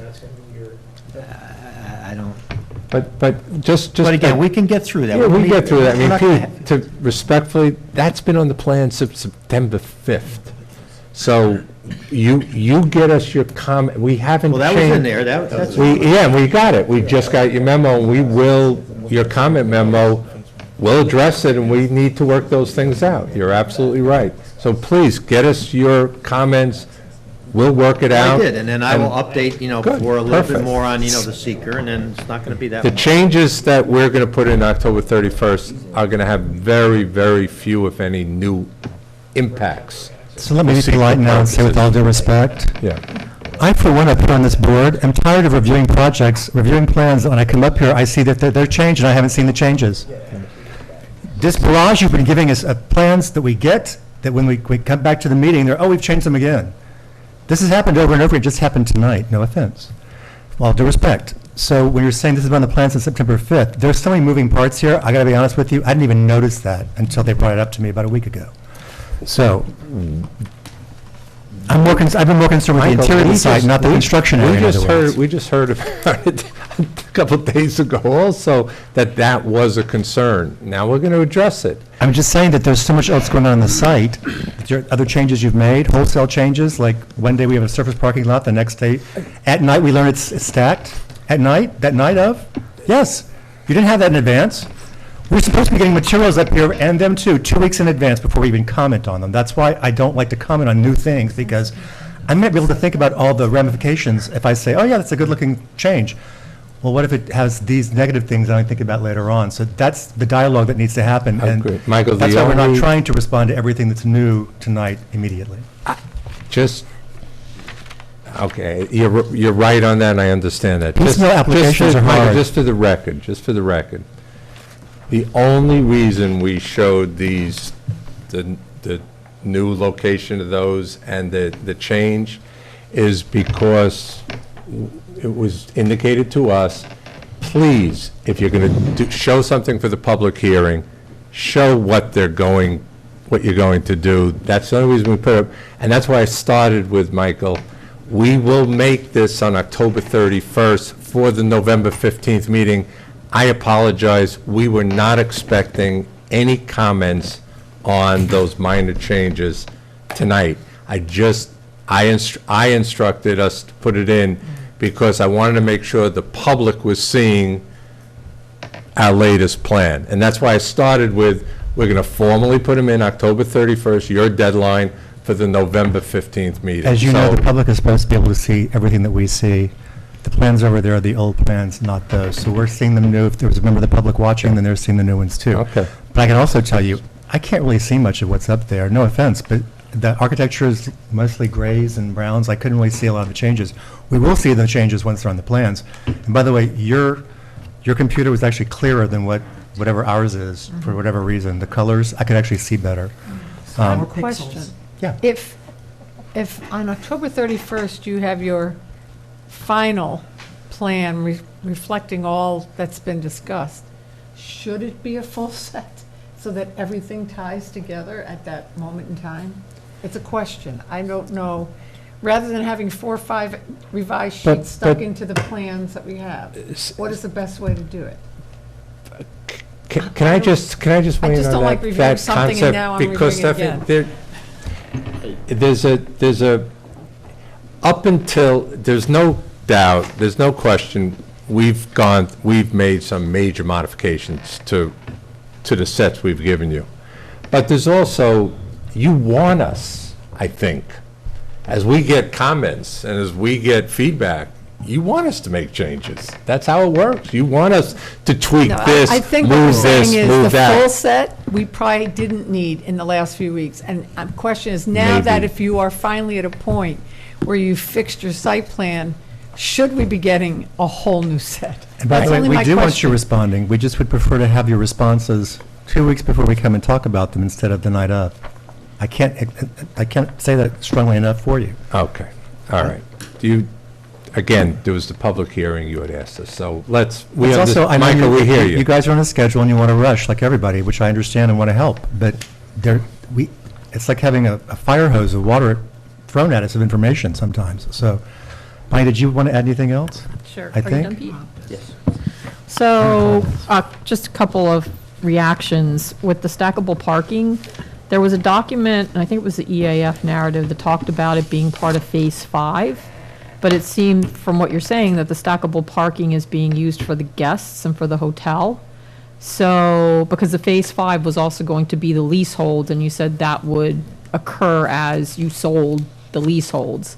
So it seems kind of late to be doing the stackable in that Phase 5 if it's really attached to something earlier. Stack parking does not service at all and has not the leasehold villas, if I understand you correctly? So Leasehold it- villas have their own dedicated parking, they have always had. Right, but it is located in the area, the phase. Correct. Where the leaseholds are. That's correct. And the way that it's described in one of the narratives, it seemed like you were saying, because it's part of Phase 5, it'll be built in that phase, but you need it sooner. Yes, It's actually, it's shown as, it's part of Phase 4. Okay, what I read was Phase 5, so I'll point it out in my memo. Yeah, on sheet C, 153, the build-out plan. So I think that there are some discrepancies between some of the EAF narrative and some of the narrative and maybe what's shown on a sheet. We'll revisit that. Yeah, just again, so that we're clear on when things are getting constructed. I think the board raised this before, but there's discussion about getting around on the site using the golf carts, and it think there was a discussion about how practical is that in the winter, to use that on an extended basis. In the conservation easements were very helpful in terms of what you pulled. And, I know Pete's going to be looking at this, but the buildings really are right up against the 100 feet. And the question for me has been, how do you not encroach into the 100 feet? And it seems like there's going to be a lot of fill. I think that's to avoid probably blasting. But again, how does that all happen and not go beyond into that 100 feet that's along the Hudson? Okay, Bonnie, I don't know, if you maybe you weren't here the last meeting. I think we specifically addressed that. Scott did and Chris about construction techniques. Now we're moving everything back, and we're going to have the barriers, the construction barriers in between. We went into detail on that to explain that. Is this a change that's going to happen, or that's reflected on the plans? Because It was on these plans, wasn't it? Yeah. Okay. Yeah. So the blasting, I think, needs to be addressed. The City of Poughkeepsie agreement, is that being updated? Because I think it referenced 20,000 GPD. No, that's the same. That's the same? That's the same in place, yeah. We get 20,000 additional, and we get 20,000 of the CIA's allotment. Okay, so you get a total of 40,000. 40,000. Okay. correct. That's always been that. In general, the habitat assessment, again, I looked at it, I looked at the big package that you put together. It's really a threatened and endangered species. And there's 30 acres, 27 to 30 acres of forest and woodland being removed. And the species that are identified in the response letter, they weren't observed, they were just pulled from secondary resources. And so I'm still questioning the extent to which someone went out and really looked at the site, because, every New York Natural Heritage Program letter, you're well aware, that comes out says this is not to substitute for on-site surveys. And so I've seen the surveys, definitely the wetlands, and the stream especially, and the threatened and endangered, but I don't see sort of a more comprehensive, we were out there, we went certain seasons, this is what we observed. There's reference to vegetation, but not other types of species, including, I want to make sure there wasn't anything observed in the vernal pools. Okay, So well. if you could look into that. Yeah, for me. we'll go back and look at that. I know they did make 2 site visits, I think we indicated. I thought inventorying those, but get us those we'll Sure. definitely go back. We took your other comments seriously and, Thank you. responded in detail to I those. really appreciated the geotech, because I think that very much helped with, if there's any blasting, where it's going to occur, and then where is it in relation to adjoining sites. Okay. But I know you're going to have more questions about the blasting, et cetera. I think what might help with the habitat and threatened and endangered species review is an offline discussion. Sure. Between TES and in your office. I'd welcome that, that'd be great. Because they've been on site a number of times, and maybe this could provide some clarity, one-on-one Yeah, discussion. maybe it's just they're April not, 2022. so maybe they're just not kind of packaging it the way to make it Yeah. appear that they Okay, really good. Let's do that. evaluated it. Good. Delta and them together. Yeah. And one of the conservation easements talks about a 6-foot area to be reserved for a walkway or for a walking trail. Are there's the trails that are already there, or is there an additional area where the trails are supposed to go through? You're proposing new trails. Yeah. With new trail, that's what we walked with Winnicky today. A whole series of both new trails as well as just upgrading and enhancement of existing trails. Okay. So we'll be prepared to hopefully present that to you all. For the next. And you'll see it, the specs for those, what they would look like. So I'll point out the 6-foot reference in the Good. conservation easement. Okay. Which one, the Winnicky or Scenic Hudson? Or the Mertz Declaration? No, it wasn't the Mertz. Okay. All right, yeah, give us that, we'll get into it. Yeah, and I won't, I mean, there's lots of detail to go through, I won't go through that, but those are just a couple that floated to the You top. know, you get us this, we'll we'll go one by one, everything we do every time, and then I think, Chris, I think you raised, and Pete, I think you raised, I think those areas that really we need to dig down on, we should have offline meetings so we can resolve them and So- hopefully get on the same page. I think really the last comments is the limits of disturbance, because you have a grading plan and it shows a grading, but what I really want to know is limits of disturbance from the perspective that you show the trees, you now mapped out some tree locations, et cetera. Some of those locations are within the development areas, in areas that could be potentially open, but because there's really not limits of disturbance, it seems like you're really just grading out everything, for instance, on the knoll where the barn is, et cetera. And that also speaks to the visual, because a lot of the visuals in the rendering show as if you're going to have all these trees, and that's not going to be the case, I don't think, just because of the amount of fill and, how you have to avoid the rock. And so you'll show, for instance, the grading limit lines, but then you're showing the buildings, but are there any areas that are not going to be cleared kind of within and among the buildings? And that's not what's kind of coming out for me. I don't think we need to do that probably in what we call the hotel unit. On the east side where all the villas are, we're going to have restrictive covenants that no owner of a villa lot can put any structures outside, no fencing, no lawnmower structures, that we want to preserve those lands and the openings on every lot. And we want to do that, to preserve the privacy, to preserve the screening between all the different lots. So we will have that on the east side. We'll have very specific. But very specific in terms of what areas are not being cleared.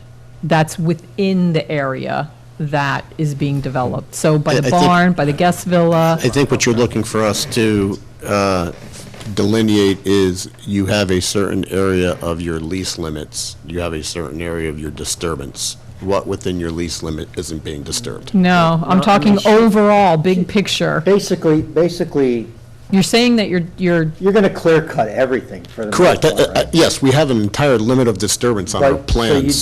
So you did like the tree, like survey with the larger trees. Correct. We showed which ones we were going to be able to So have you preserve. gone back and looked to see which ones of those might be able to be saved, or maybe a tweak in the layout? For those significant trees, yes, we did. We have that on our plans, and there's that size, there weren't many that's going to be preserved, but that's Right. shown on our plan. Right. But I think it's speaking to the visual, never mind the. You're saying, I'm saying, are you you're asking about keeping our the- landscaping plans. Well, and- right, is it all going to be landscaped because it's entirely being clear cut, or are there going to be patches There you go. of trees, treed areas that you're preserving? Because again, there's this appearance as if, all these trees are going to be present. My question is really, let's say from the Hudson River, is it that conservation easement area, the 100 feet that's preserved, and then beyond that, it's clear cut within the development area? I think, I think. That's what I'm trying to figure out. I know what she's asking. Go ahead. When you're looking Microphone, There's a microphone for the television, sorry. There's a backdrop of the Winnicke Trust is behind that. And I think that's when you're looking at it in the visual that he gave, that Michael gave, you're seeing the conservation easement, you're seeing the strip where we're going to be putting buildings or structures, and then you're seeing the Winnicke behind there, the trees and stuff. No, that we're make also up- seeing what we always see in elevations, really pretty tall, mature trees that won't be mature for 50 years. That's standard. Whenever they're showing elevations, all your elevations show big, huge trees between buildings. Those are not going to be there. We know that. It's going to be landscaped. 50 years, they'll grow up and be tall. Right. Just remember that. Right, but it's just a matter of what patches are being kept, because obviously they're conservation easements, so you're not going to touch them. right. But is there anything else, or is it just clear cut, and it's not clear from the plans? Okay. Thank you.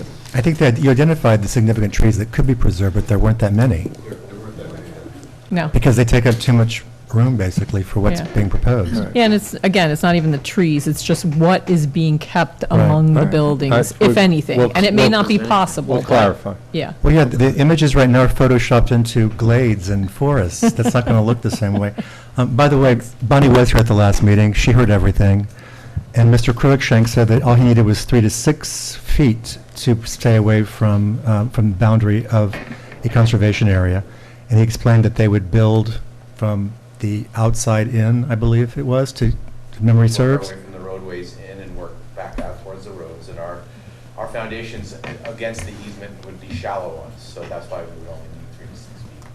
And I believe we were told tonight by Mr. Gaddy that they've been removed further away, maybe 6 to 10 feet as opposed to 3 to 6. Yeah, it was especially, the easement I'm referring to is the one along the Hudson. And that's the one, because I think you're going to be putting in fill or other things because the fact it's sloping. And so, you know, what are the containment methods so that you're not going beyond that 100-foot boundary, because the building's literally right up against it. Well, those Thanks. boundaries will certainly be identified and protected. So, I mean, they'll certainly, during construction, that will all be marked. And so that there's definitely a finite border by which, I'm sorry. That's pretty good. You do, I can hear you, we can hear you. But there'll definitely be those borders will be marked with, whether it be snow fencing or some sort of protective barrier to alert anyone that's working in that area that And Bonnie, not to be crossed. the back of the buildings along that area mostly are decks. That's where we're then going to be posted, so very little, extended foundation work. Where that happens, we're going to isolate that and do what we can to, pull the foundations back and cantilever when we can. Okay, Yeah. thank you. Thank you. Any other comments, Mr. Zotero? Ms. Moss, any comments? Yes, I would like to understand a little better what's going on in that entrance gatehouse, so that I can understand whether that becomes an accessory to a use on a different lot, or whether it is, I believe in one of your presentations, you said everything was going to be done on an app, so that you could check in on your app, and will that app open a gate if you have the right code, or will there be someone 24/7 in this gatehouse? What is the function that will occur in that location? Right, I'd probably have to get back to you on some of those details. I mean, the general functioning of that, my understanding is it will be manned for significant periods. It will be, the security will be going out of that. A lot of the orientation when people come, there'll be, almost like you're a reception desk. They'll get a lot of information about, they may get their apps created at that point for informational purposes. They were going to do energy apps to how much energy. That will all take place, that information at that gate. So the gate function will be informational, security. Again, this is general. If you're asking me what exact hours, how many people, what other things, I need to get back to you on that.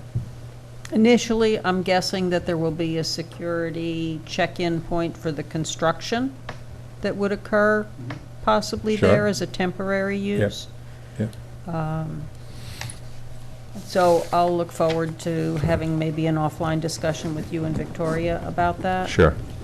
A couple of other things, the treehouse concept where the structures are perched in the native terrain, I guess that's kind of the thought where we might get the impression that some trees are left and that these units are just brought in and set between the trees. That may be part of what the board is asking. Are there any areas where the native trees will be left between those units? Wherever possible.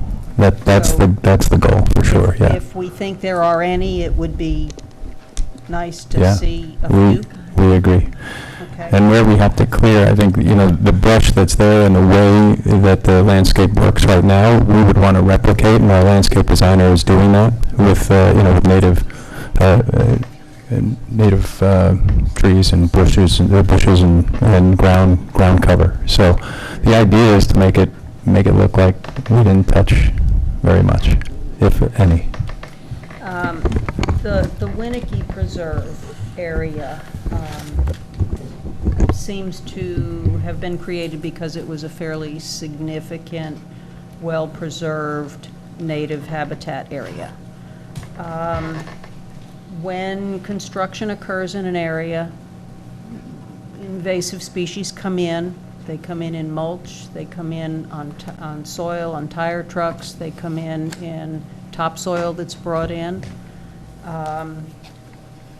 Has there been any consideration between you and Winnicke of identifying invasive species that exist on the site and maintaining an inventory of them and possibly doing control of invasive species that are brought in so that the species don't creep into the critical environmental areas?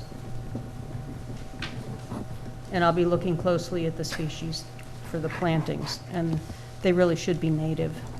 The tree species and other species really should be native. Norway spruce is not native. Understood. It's going to go more with what your concept is.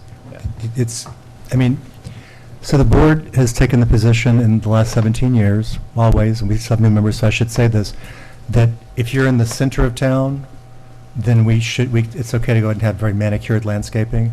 But as you go out to the borders where you still have natural elements, particularly going to the north, that it's better to keep with local native plants because you want it to look like it's kind of nestled into the countryside as opposed to, this is the middle of town. So you're creating your own kind of village, I'd say, arguably, but you're wanting it to look like it's still in a native area. So that's it.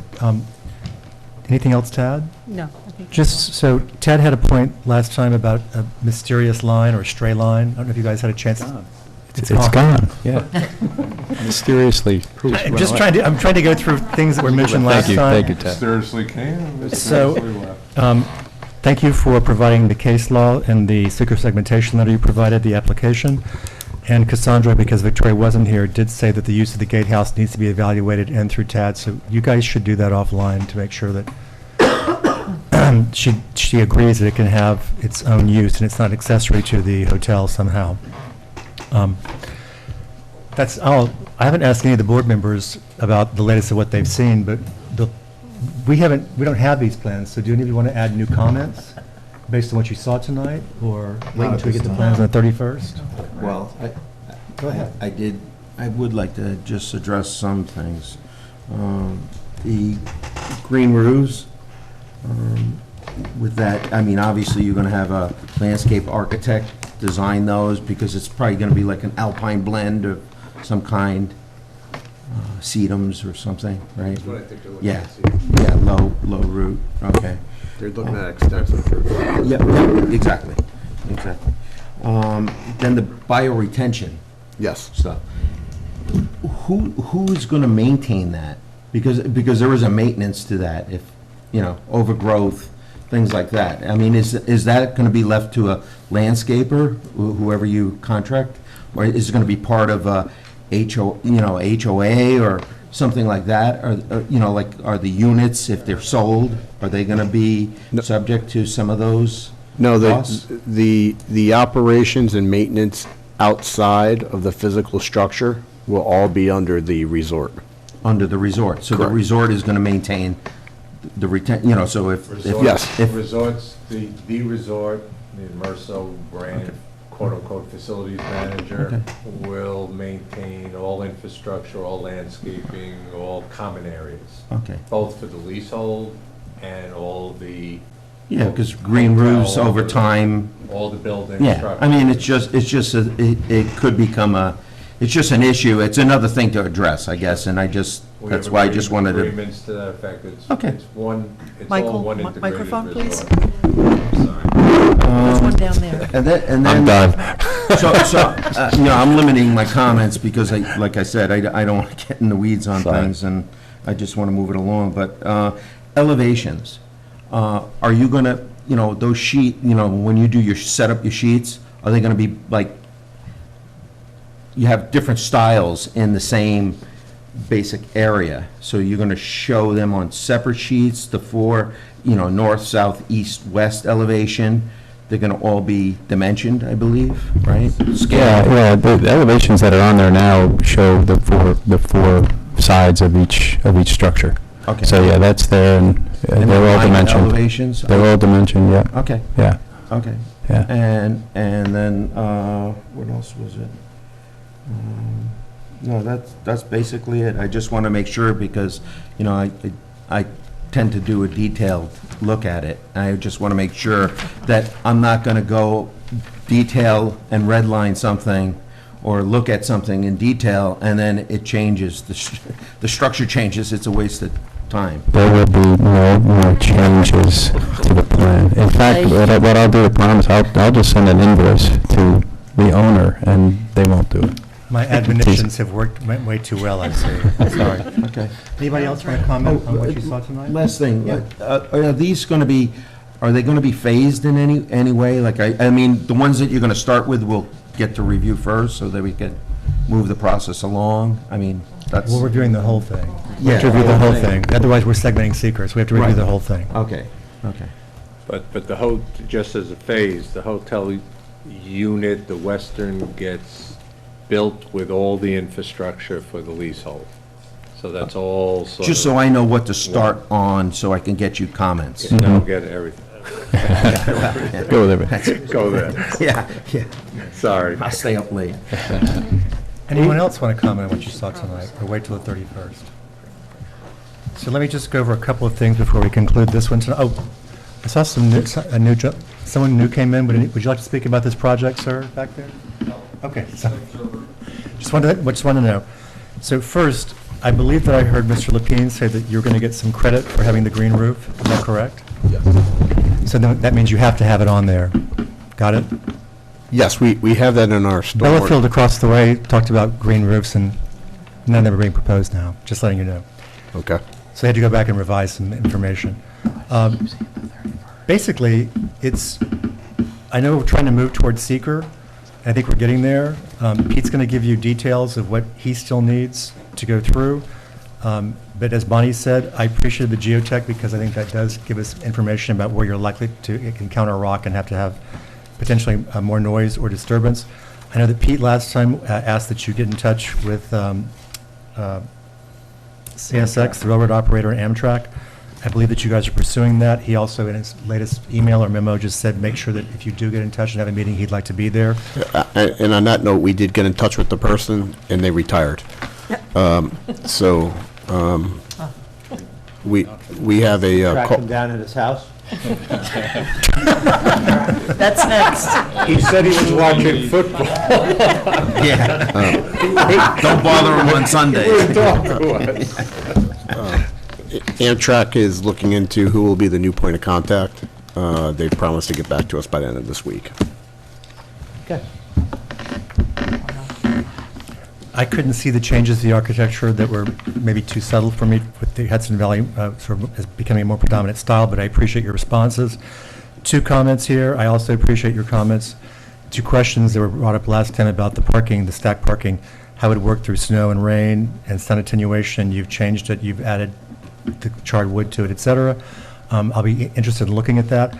I take it you're no longer going to use the man-made natural berm to hide things because that disappeared. But all we saw were those pale little barn sort of service buildings through there. So I personally, I want to take a better look, but it seems like that's not such a major visual impact at all onto the site. Part of that decision-making also involved if we went with that man-made berm, it would encroach within the stream corridor. So we felt the exterior facade was a better option. That makes sense as well. Other than that, the one thing I wanted to bring up is what I'd like to do is propose that we adjourn the public hearing to December, but that if we need any other workshops, we have them during the time. That seems easier to me, so we can keep the process going. And of course, offline meetings are possible always as well. I think you're going to have one. You probably need to have, what? Yes? No, I'm just saying, Tad's Tad committee. was even saying that we should probably have an offline meeting. And when are we going to circulate to county planning, if you're not going to have a meeting till December? We don't have to have I didn't say not to have a meeting, but I said there's no public hearing. Oh, okay. Sorry. With workshops in between. Because we're not hearing anybody from the public speak, Okay. I'd like to just go back to where we can workshop and not have to call on the public each time. That's all, that's what I meant. But I have to look and see now that, well, for one thing, we should wait until the 31st, just so that, because Heather likes to have the latest application going for her. So once we get that, then we can schedule that. Then you have to be here for us just to make a motion to circulate to county planning under 239M, but we'll probably have a resolution. And so you can be here if you'd like to, but if we're just going to do that, not have any further discussion. But we'll do that after the 31st, because I think that will be pretty complete by that point. We were hoping, Michael, that we'll make the submission on the 31st. When we get any more staff comment letters, we'll also try to include those for the November 15th meeting. That's what I was saying, we could,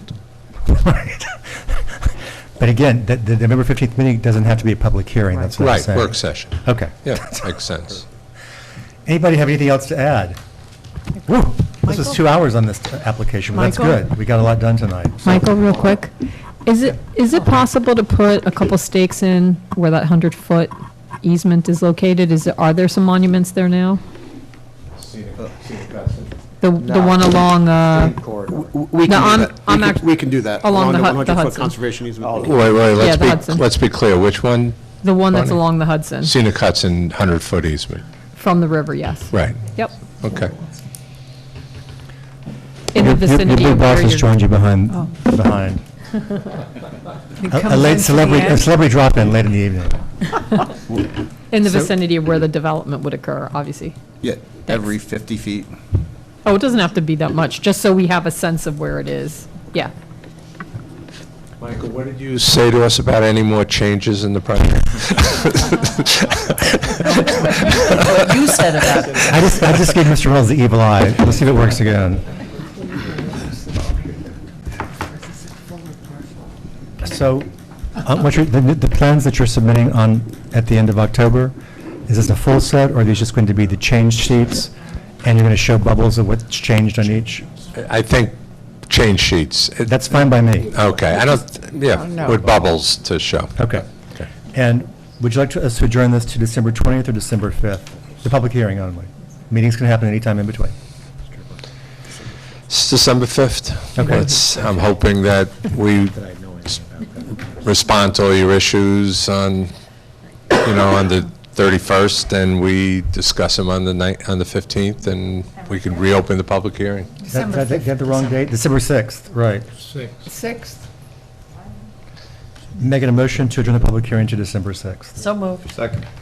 Any further discussion? All in favor, please say aye. Aye. Any nays or abstentions? Motion carries unanimously. Thank you. Okay, thank you very much. Appreciate the feedback. Got to keep the Always. December 20th meeting a little light. Why? Eggnog? You know, you have these 2-hour, meetings on December the 20th. I agree. Anderson. Okay, the next item on the agenda is a workshop for the Anderson Center for Autism. This will be the board's first impression for this application. As I say legally, Ms. Mawson, a few of us have already seen it in advance, but this is the first time to show, and we'll give you a moment to break this up. Do you guys want to take a quick break? I'm going to get some water. I gotta get water. Yep.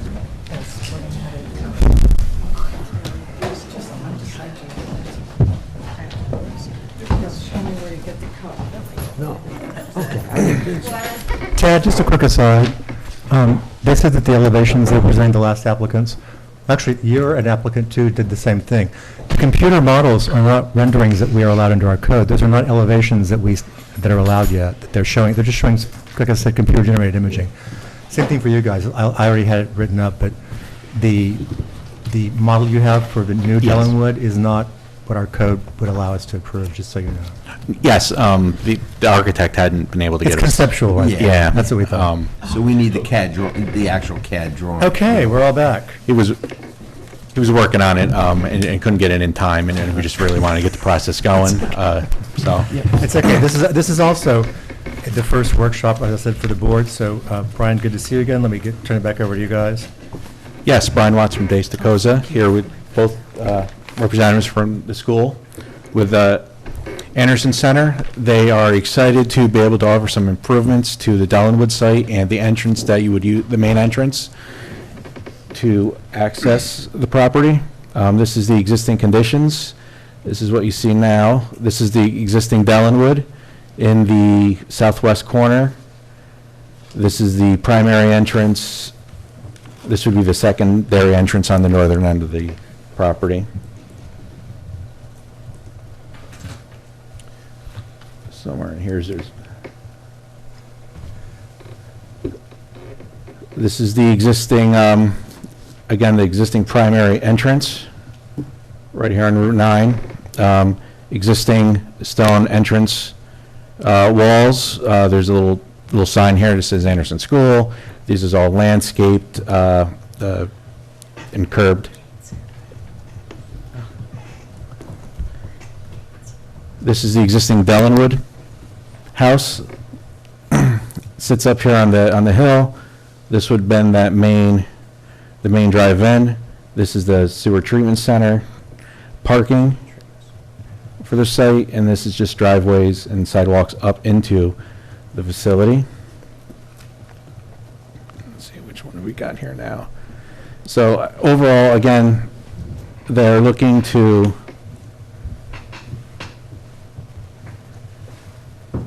this is the existing Dellenwood, raise that completely and construct a brand-new facility, right? I think you're constructing the new facility, then raising the old That's one? what it says. Yes. Kind of reverse there, yeah. Reverse, yes, they'll construct a new one, and then discontinue the use of the existing and knock that down. The existing facility it's old, it's well-used, I think it's lived its life.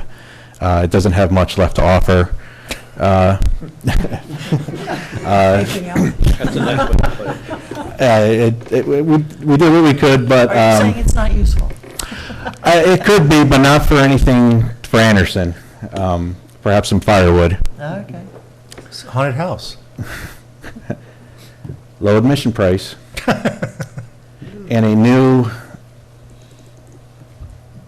new entrance right here, which is going to include enlarged stone walls.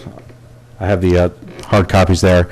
They are very much in line more with what you would see at Marist. They like that style, larger, a little more prestigious looking, in line with the improvements we're making on site. And also, we're going to be adding a sidewalk that goes from said entrance all the way up to the education facility with a new crosswalk to get into the education And a center. 3-card reader. Pardon? And you'll be a card reader there as well, do I understand? At the entrance, yes. For the pedestrians as well as it was unclear, for pedestrians only or for pedestrians and anybody entering by vehicle? I believe that's going to have a locked gate. Yeah, it's going to be a controlled. It's also going to be controlled, yes. Walking in will have to pin themselves in. It's confusing to at least this planning board member, the way you walk in and then zigzag and go back out, et cetera. So, is there a structure there? There's no structure there at the moment. What's reading the card? We have a pin system. At the current, we're talking about. Could you please hold the microphone? Oh, yes, when you're sorry. speaking?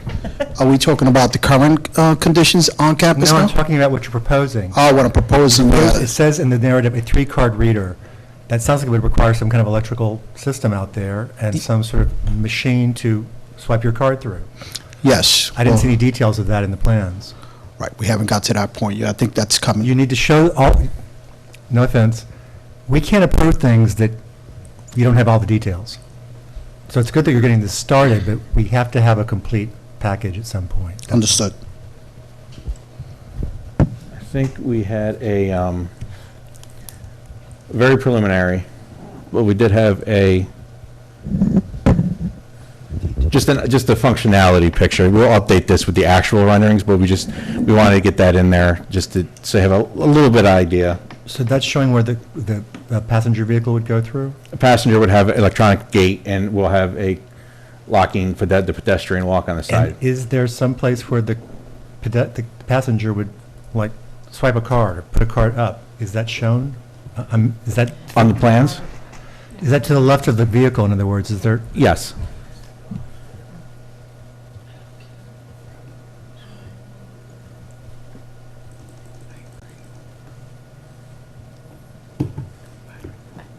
That's the area that was confusing me. So there's going to be a, basically, they're going to have an employee lane and a guest lane. Oh. Say that again? There's going to be a employee One lane. drive for employees, one drive for visitors. Oh, yes. okay. Okay. That's what So we the- can separate them. Okay. That's why. One exit. And then you have, so now take from the pedestrian, I'm walking west toward the river. I've come up from Route 9. So now I have to go right someplace? I have to, We'll have to cross the road and, but wait, No, I thought you're you, going too far. you're too far. Go back, sorry. Go back No, to no. the gate Go back to the gate area. area. yeah. You show the sidewalk stopping there. The sidewalk stops, keep going, sidewalk stops there. Crosswalk, that's a Then you have a crosswalk. crosswalk And then along going the to center what? island, Going to locking what? gate. There- is, But is that's, that a sidewalk? This is a sidewalk. Okay. and now you go this way. We're going to cross over the exit traffic. On the island. And on the island, this is going to be paved. Paved island. And then they go in the Pa- middle of the island. And where do they go? and To then where? No, you go back that And direction. you cross back over. Wouldn't it have been easier just to extend the sidewalk straight and have the gate there? Just saying? This was yes, this is the preliminary layout we were given. So this is what I've drafted so far.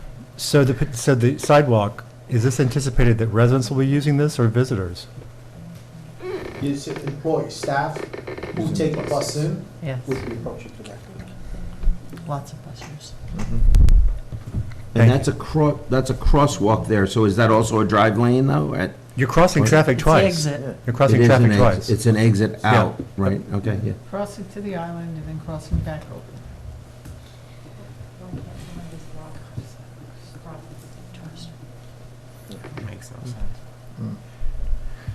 It seems convoluted to me, sorry.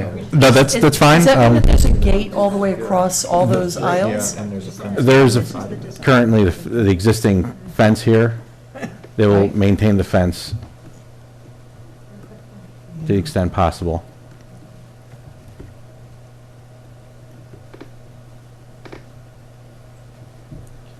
So nobody could just walk right straight through then? There's some other barrier? Not without a there? card, right? That's what it is now. No, it's not like that at all. So, I don't know, okay, well, You can drive through anytime you want to in there. There's a fence around the property, yes. Yes.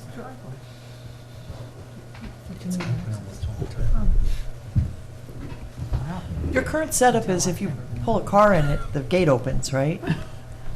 Currently, It's not actually secured. If you just pull up to it, it opens. it's Okay. motion activated. Right. And does that, for the cars, does that remain the same, or no?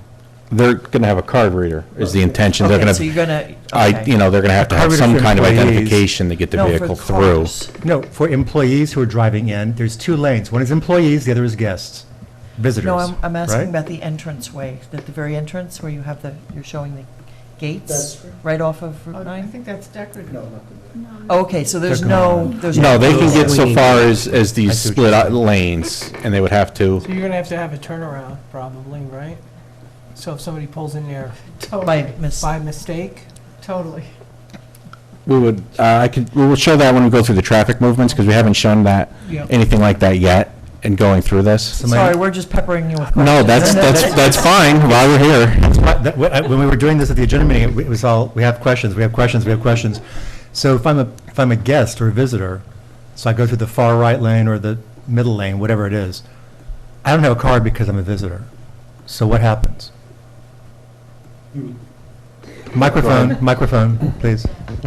You would punch in the extension of who you're trying to visit, and then they would allow access. So they buzz you in, then, basically. Right. And so when the Chamber of Commerce has breakfast there, which they've had many a time before. You just have us all buzz in some pre-done number that we know where we're going? Yes. Okay. Please continue, Brian, sorry. Oh, no, by all means. That little area was caused the most confusion, I just want you to know. Well, I thought I'd have to zoom in on this. You did correctly. You anticipated very well.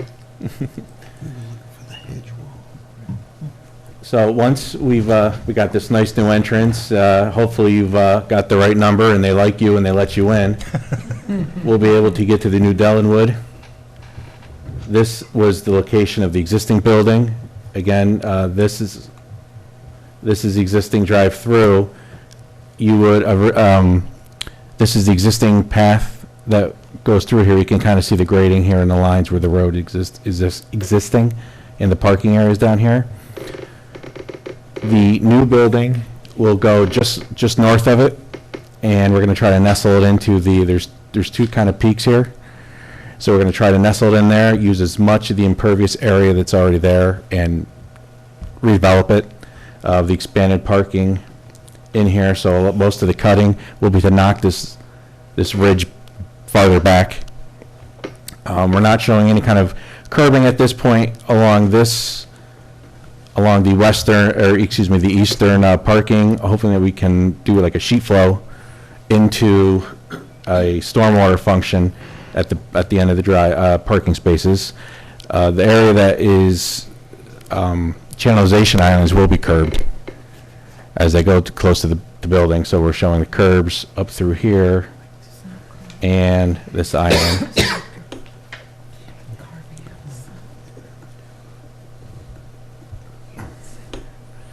Utilities, the existing facility has a gravity line to an existing septic tank, and then from the septic tank it goes to a pump station.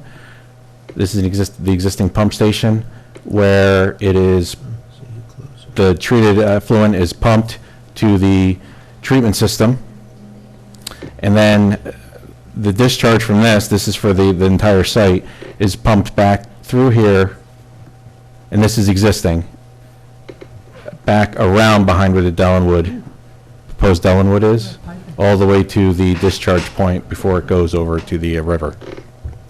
So with the new structure here, we're just looking to tie into that pump station and not have to change anything there, not have to change the force main, touch any of that. The existing well, we will reutilize that and direct all the utilities basically to the new building. I'm not sure exactly how the electric goes. It's not in any of the plans I have, but there are existing poles. This is an existing pole. There's another existing pole right in here. We would source from one of those and have it underground. That way we don't have any trees knocking the lines down or any Yay. items like that. Yay. What did you say? Yeah. Twice. I hear that for those who don't always know the details of the code. New development is required to have all infrastructure buried, including electrical lines. All of it, required. The last subdivision that doesn't have buried electrical lines was Stoutenburg, built in the 70s over there. It's the last one I can find. So, but on all these developments, they have to bury the electrical lines. But ours are going to be the best buried underground. Nicest. Absolutely. The football game will not be interrupted at all. Thank God. Brian, real quickly, when you were talking about sewer, is the sewer, you're tying into the existing that's there? Yes, there'll be a new septic tank. The old one will be removed, and we'll have a new septic tank installed. We're showing in this area right here. Okay. Just so we can come right out the back and then tie into the existing pump station, so we don't have to touch the pump station. Okay.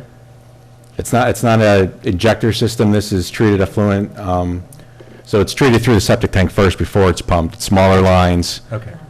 And the tank will be the same size? The Dellenwood, the new Dellenwood is the same size as the old Dellenwood? I'm showing a 5,000 gallon tank. The existing is 3,000. Oh, okay.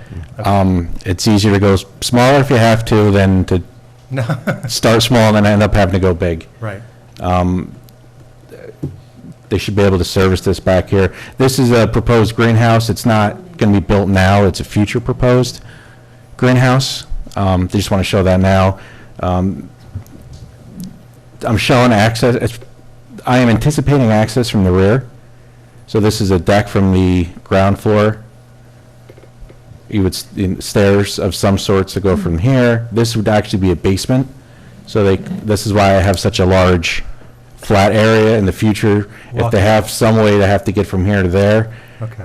we're going to have that grading already at least established to the point it's practical.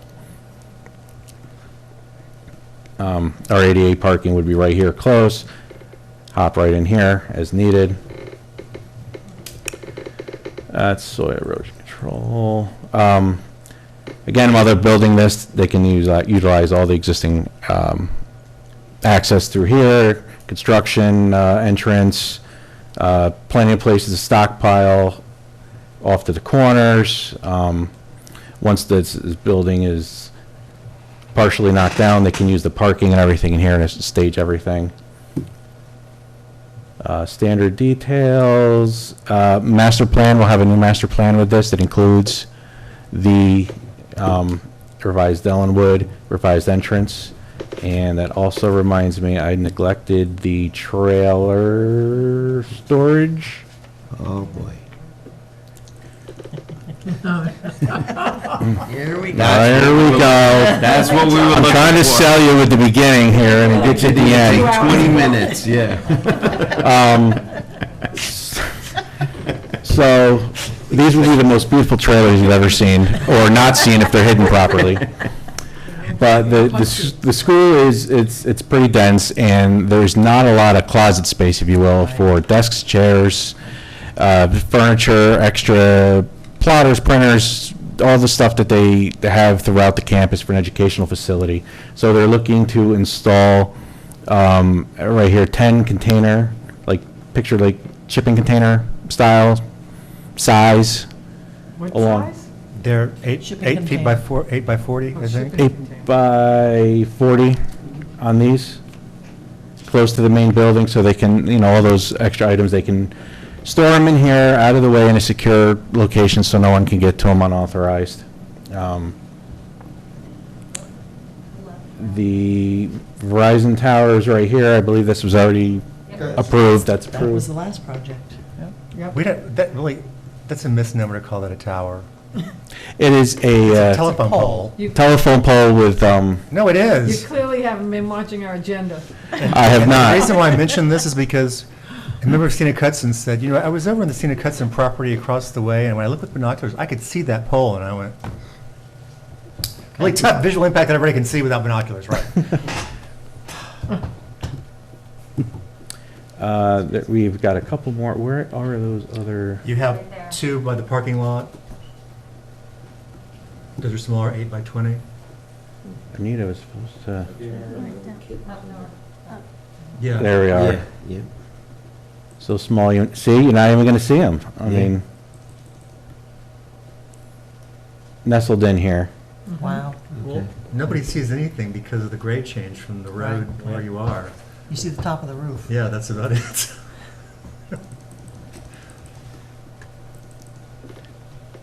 And now we have, I think we have some landscaping and lighting. There's a second residence too, though. A new residence. R18 or R19? Not in this. I think it's, no, they're proposing something for the future and just say, oh, the architectural match, Future, yeah, which but doesn't not- count either.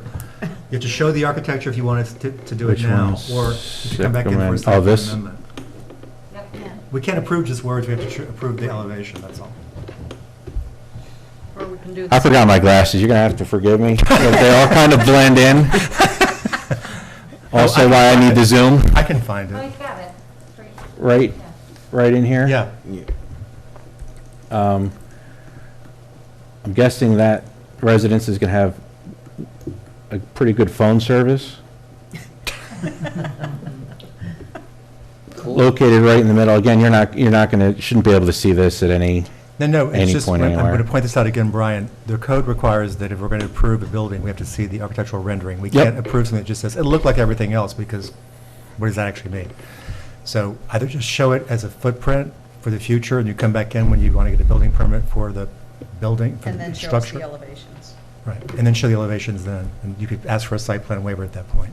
Okay. In other words, but if you want it fully approved now, you have to phase it when you show up for a phase.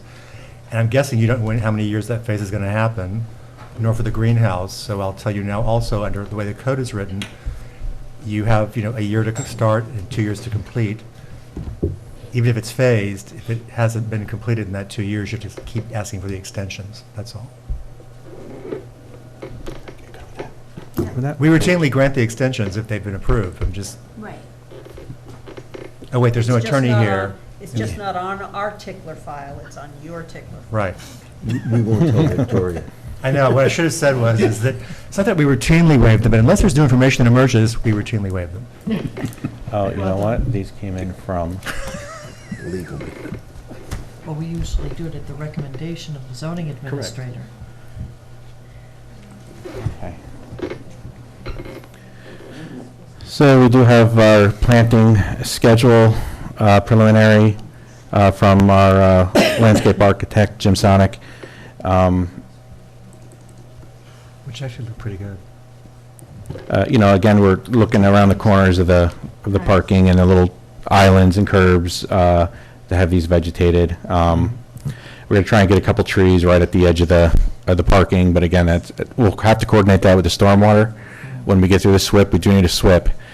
We just want to get all these, You also, if they're going to be taller trees, you don't want them that close to the parking area because they will tear up the. yeah. I was hoping I'm going to shrink this as much as I can. I did a real rough sizing on my grading plan. That would be the water quality volume, strictly, just so it's not total make-believe at this point. We weren't thinking that. We're going to have, he's adding some landscape on either end of this, so when you pull up, it's not a total Well, I didn't prison understand- gate. It's I didn't understand the shape until I got to the landscaping plan and thought, oh, okay, the bullet ends there, the ICBMs are actually going to be planted, great, okay. Similar to the existing landscaped in front of the stone walls. And again, all of these stone walls and landscaping is outside of the right-of-way. It wasn't me, I believe Mark Day from my office met with DOT out there, yep. And DOT was, not to put words in their mouth, but they were okay as long as we don't, in their lane, they're okay with everything. We shouldn't need any building permit. They're happy with all the curbing, the existing entrance. I'm sure they are. So everything has been pulled out. This is the existing right-of-way line. We will still, I believe, need a variance as this is the setback line. Yep. So we'll have to go through with you, Tad, and Cool. make sure I'm better prepared for that than this. Lighting, we're going to add lighting. This is going to take a while. Along the road to get to Dellenwood.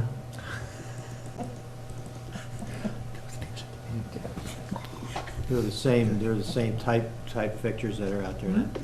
There's I- three different fixtures that are shown on that sheet. Right. So I'm not, are they, which ones are what dots? See, the electrical. Yeah, all three of these are- The real life one over there is different, and we don't allow white concrete bases either like that. Painted black. Yeah. Or submerge them. They're usually submerged unless they're next to a parking area. Usually, I'll revisit with the landscaper. I'm sure Jim just took some of the details he's used in the past for similar sites, such as this and this. But I believe this is the light fixture he spec'd specifically when he did the photometrics. Okay. If I because recall, so that as is Ted pointed out, the, there's 3 different light fixtures there. not the, I believe it's just a manufacturer cut sheet and he couldn't, I think he tried to segregate it based upon the little fancy little PDF shadowing, but it's just, we're just talking, this is the light fixture itself that he used. Yeah, but the pole style is what Yeah. everybody's Yep, saying. no, I'll get that straightened out. I saw the photometrics, I can only speak to that We part. didn't know if it was pick and choose or what. That's good, that's all right. I'll sell you one, you can put your name on it, and we'll put a plaque on there, That's all right. bought and paid for by, long as the Naming pole's the right opportunity. height. 12 feet? Yeah, but he's got 12 feet measured to the top of the pole, not to the illuminating device. Oh, That's what's 12 is to the. That's the 12 right, is to the The illuminating. bottom of the device. luminary. It was luminary. those arms that are all different. I'll get that straightened up. Yeah, we'll figure it out. I'll get that straightened Yeah, up. we'll be happy to have it lower. I don't mind if you put a lower light in. He's good, because he's accommodating. He's like, I'll get Yeah, that it's straightened like out. early stage, instead of looking at the fifth set, 3 months in. Right. I don't think my printer work's gonna last for a fifth set. So I gotta, but, so again, yeah, these are gonna be on one side of the street, all the way up, all the way through. And generally, I think that covers, So where the sidewalk ends, proposed sidewalk ends, I'm sorry, where the employees will walk in, I think you said it ended at the education building? it ends just across from the main, oh, I'm on the wrong side.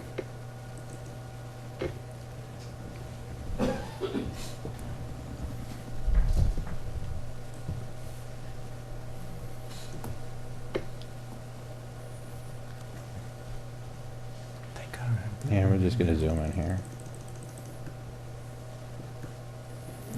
It's going to end right here Okay. with a pedestrian, we're gonna straight crosswalk. There's no it just ends, there's not like a landing pad or anything there that I could see? Okay. I can add a landing pad on the other side of that. It just seems like it should have something, but maybe I'm wrong.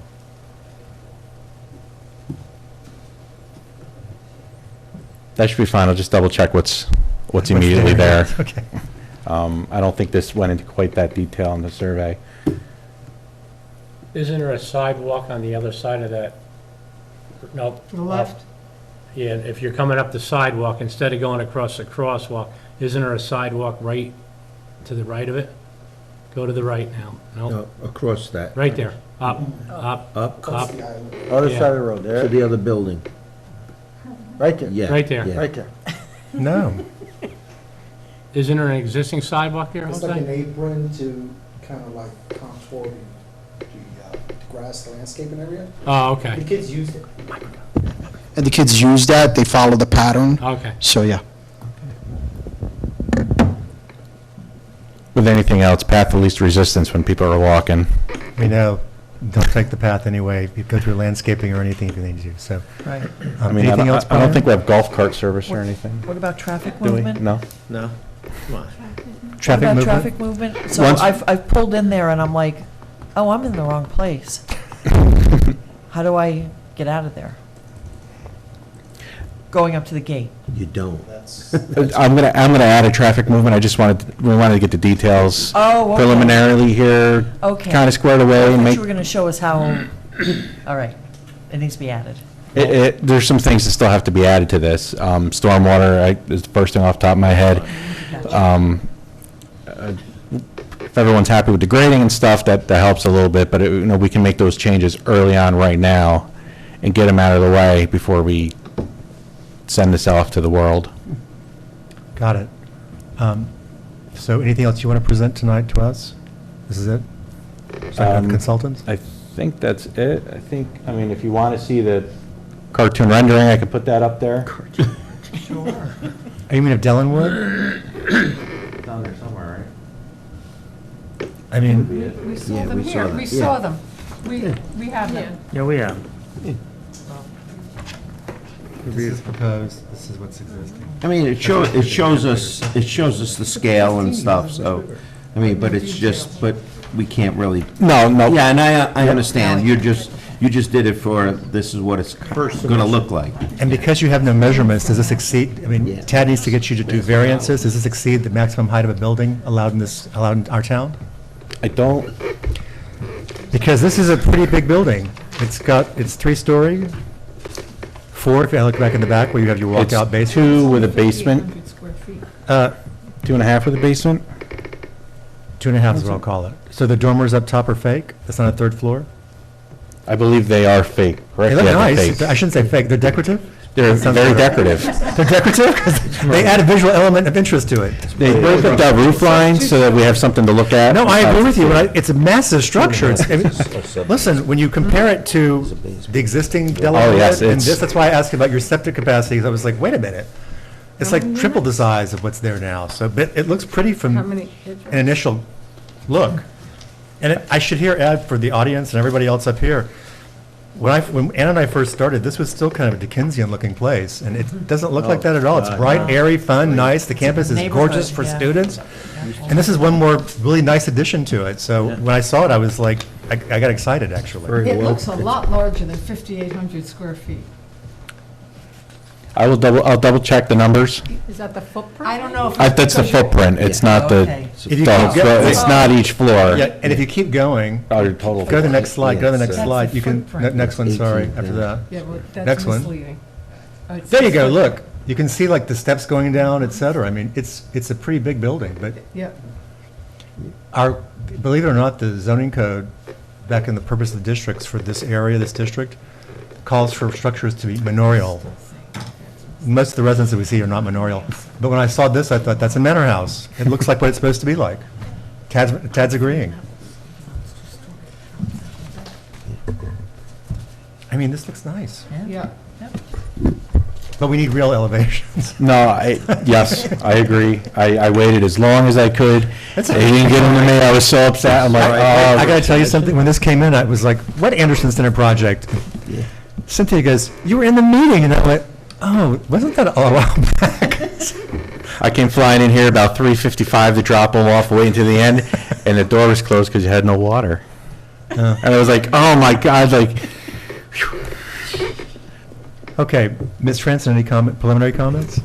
I think you covered a lot that we went over at the daytime meeting. Yep. Just, I don't know if you had the Kelvin value for the are those LEDs, the lights, I'm sorry, the Kelvin value? I'll double check what they are. I'll get a manufacturer's cut sheet.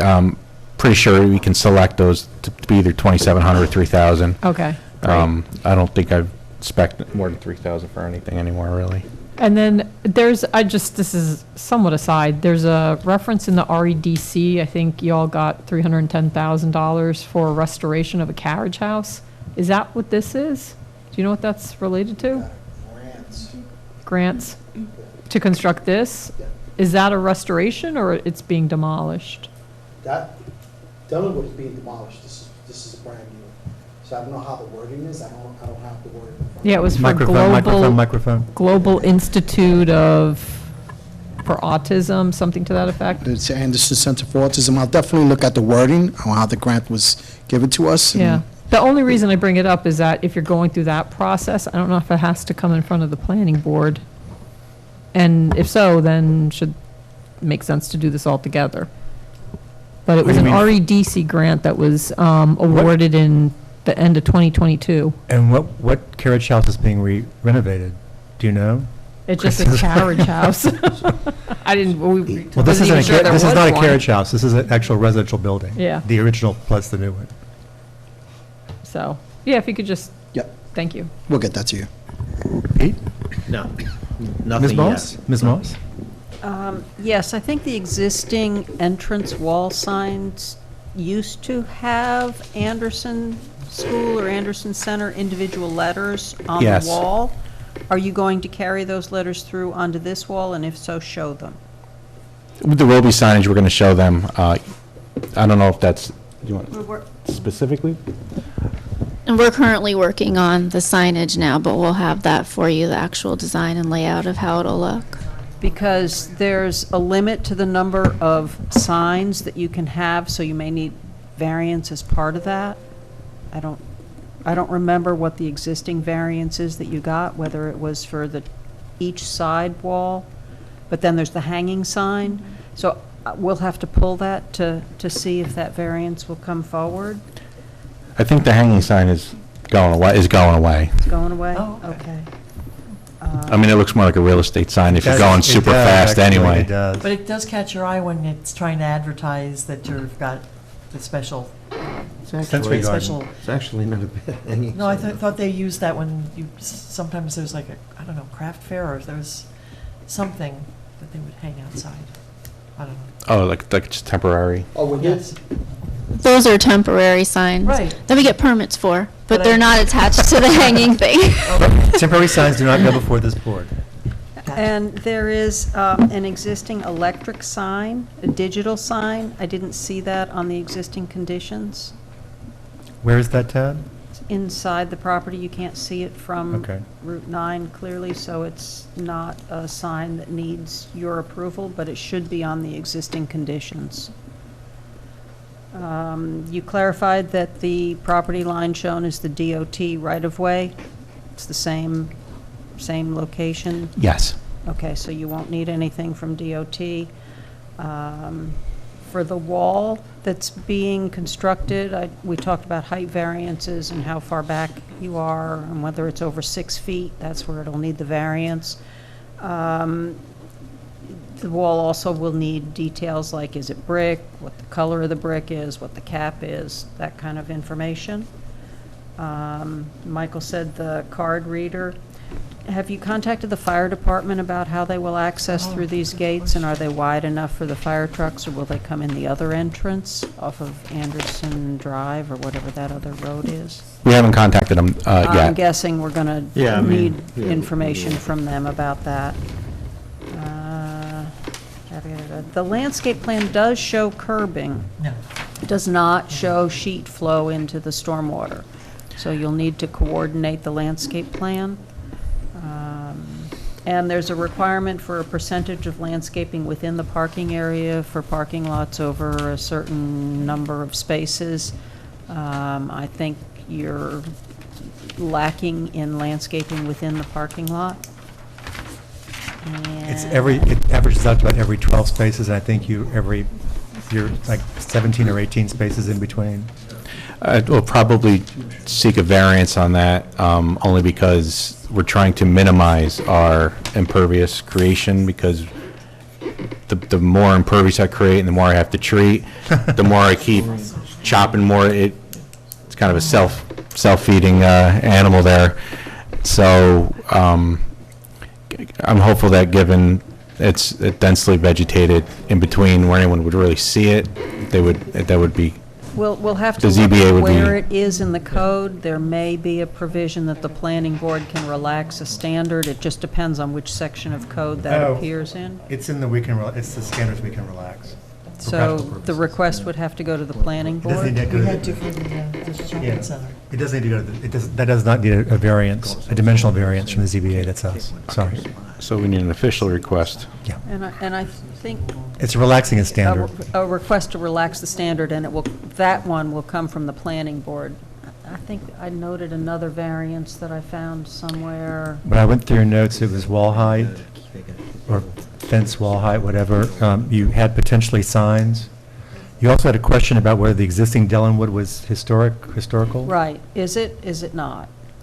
The existing Dellenwood is not a historic structure? I don't believe, Okay. Okay, Because then that would need an engineer's. Well, this has got to go through Chris, so the So- OPRHP will let us know. So it looks like, if you look at Chris, it says that that building in that location is not eligible for Okay. listing.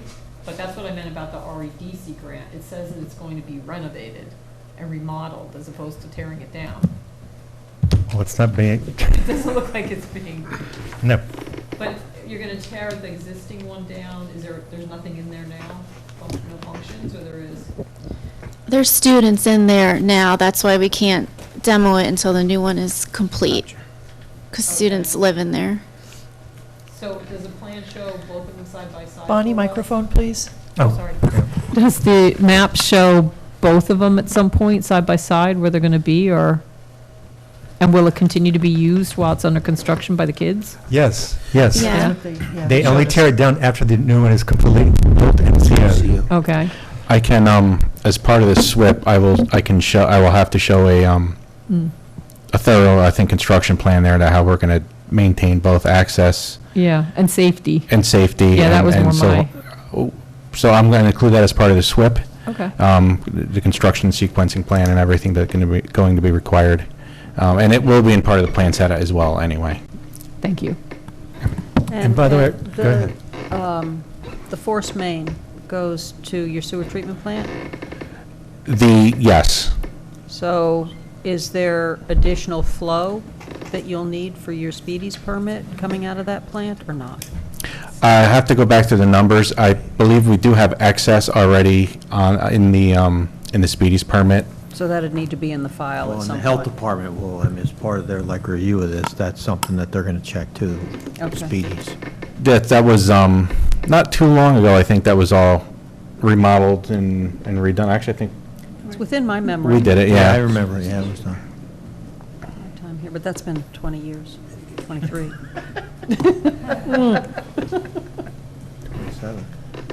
Ooh. I think that's all I have. Thank you, Chad. Let me start to my far left. Mr. V, No comments at this time. Mr. Waters.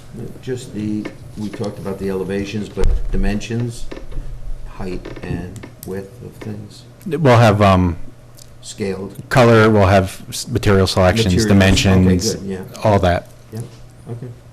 Thank you. That's perfect. Ms. Wasser. Yeah, I actually just have one comment. I think that's, nice proposal coming along. But the gates, the new gate, which is 17 feet tall at its highest point, I can understand a gate like that at Marist because it has all those really large Roth Hall, big red brick buildings.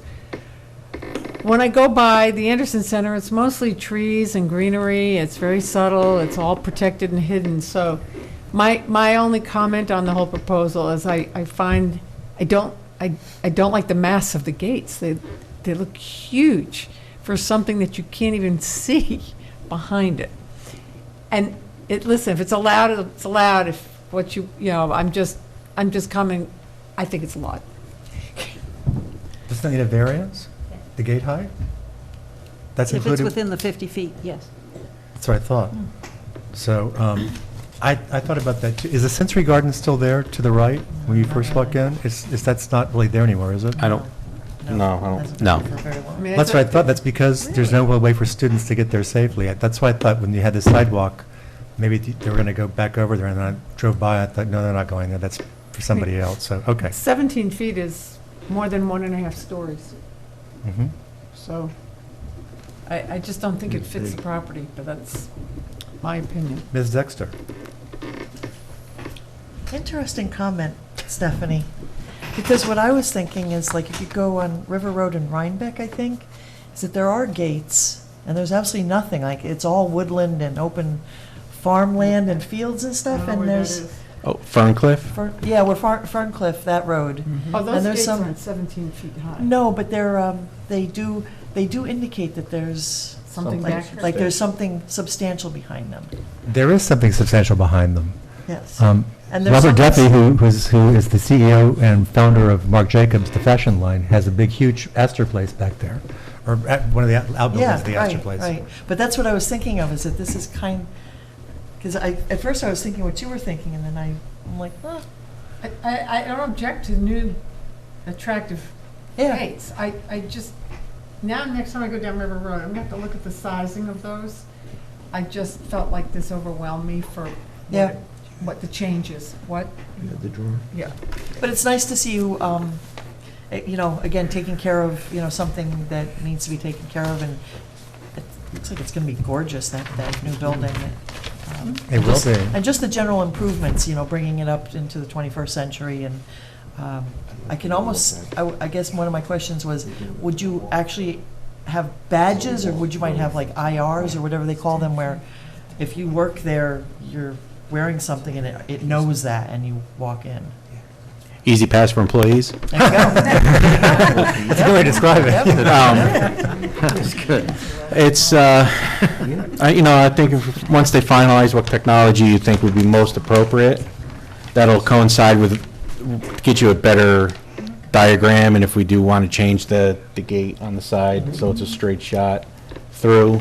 Well, for me personally, if I were an employee, I don't think I'd understand why I was doing the Six Flags go off and come back around this way thing. You can just go straight with your own gate there, because you're forcing the pedestrian into vehicular traffic twice. I think the original issue was that the gates slide open, so if, It had to do that. yeah. Okay. But I think we were looking into other options too. That makes so. sense when you say that. The little illustration you showed just showed it opening like this. It didn't show it sliding, so that's why I couldn't quite figure it out. Okay. That does make sense, Chris. Thank you. Anything else, Ann? Mr. Oliver, comments? My initial comments are regarding the pedestrian access with the gate. I would like to see it all on the same side so they're not crossing vehicular traffic twice. Other than that, I don't see anything right now that I should bring up, but thank you for your detailed explanation and a good workshop meeting. Thank you. Thank you. And Mr. Garcia?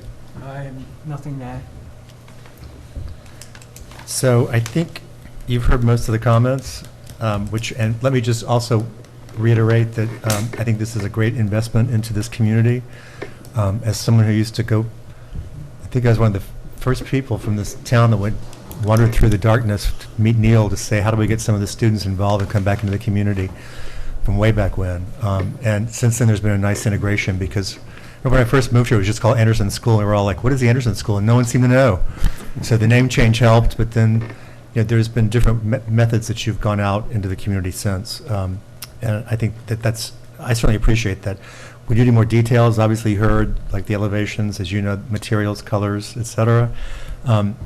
As you know, if you get through so far that you don't have your signs ready and you get through the site plan process, you can come back for sign permits. It doesn't be part of this, but that just adds a little bit of an extra fee.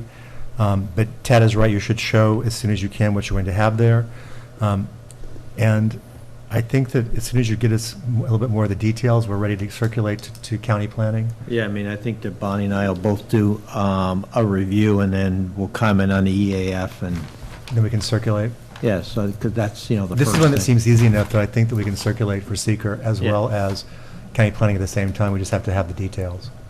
Like particularly well, county planning will want to know what the Kelvin values are. Well, they'll need elevations. to- Absolutely, Yes, they'll need the elevations too. So we'll wait to schedule, to slot you back in to the process as soon as you are ready with the, yeah.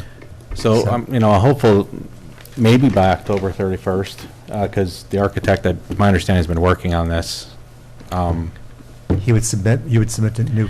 I'm hopeful, but I mean, if there's no comment letters yet, or I should be expecting anything by then, or? I think for now, I mean, you still have to add more detail. This is just the first set. So Right. I think for now, I mean, I'll probably just comment on anything I see in the EAF, because that's the first thing Right. that we want to do. Okay. So. I mean, I think you were Bonnie will looking for look at planning it, board too. comments as well as consulting comments, but on a very Broad. high level. Yeah. So we kind of got into the weeds with the gates and all that, but that's why from a high level, I couldn't understand it. So that's why we had to. Well, that's how you get in the narrow it site. down. You got to critique it first. You got to start somewhere. Might as well be the gate. Well, it's just the path, because I didn't understand that those were, why you had 3 travel lanes Right. there. Now that you said employee versus guest, I'm like, duh, could have had the V8. It makes sense. But otherwise, the changes internally, I mean, again, we're not going to see the trailers, the storage trailers. You guys are, but there's also been, wasn't there a tank farm here, a propane tank farm that's Yep. gone Oh, yeah, now? yep. I mean, there's been lots of stuff over the years that I would consider not what I want to see next to my house. It's favorable, but no one will ever complain who's on the site there. And overall, the sites, like I said, continue to improve and improve and improve over the years. I can't say enough what a great job you guys have done on maintaining the campus and improving it. Because literally, when I say Dickensian, I remember the first time I went in there, I was like, oh my God, gray, depressing, scary. And now it's happy and bright and all that. And you can see a difference with people who work there and who live there too, honestly. So anyway, we'll just wait to schedule you once you are ready. You can get back in on the November the 6th or the 20th or the December, whatever. Okay? All right. Thank you. Thank you. And by the way, good to see a former employee here who disappeared over there so long ago. Come back into town hall. Okay, the next item on the agenda is, there are 2 site plan waivers. The first is for Aaron Smiley. This could be your Hey, Kristen, thing. I'm like, The first is for Aaron Smile, Okay. or Smiley. This is located at 16 Scenic Drive. This is for an in-ground pool. The pool will not be visible from the river or any of the historic sites, but the house itself is sort of, if you're at an odd angle, but we have the recommendation from Ms. Moss. Anybody have any questions? No? And this is Mr. Gersio's. Resolution 2023-62 for Aaron Smile, whereas a request for site plan waiver has been made to Town of Hyde Park Planning Board by Aaron Smile to install 18 feet 8 inch 7 by 7 and a 7 foot 5 inch in-ground pool to the side of a single family home. And whereas, therefore be it resolved that the Town of Hyde Park Planning Board hereby waives site plan requirements for the proposed addition as described in building permit application dated September 26, 2023, and the request for waiver of site plan received by Planning Department October 16, 2023. Is there a second? Second. Thank you. Any further discussion? No? All in favor, please say aye. Aye. Any nays or abstentions? Motion carries unanimously. The next application is for Elizabeth Bruce.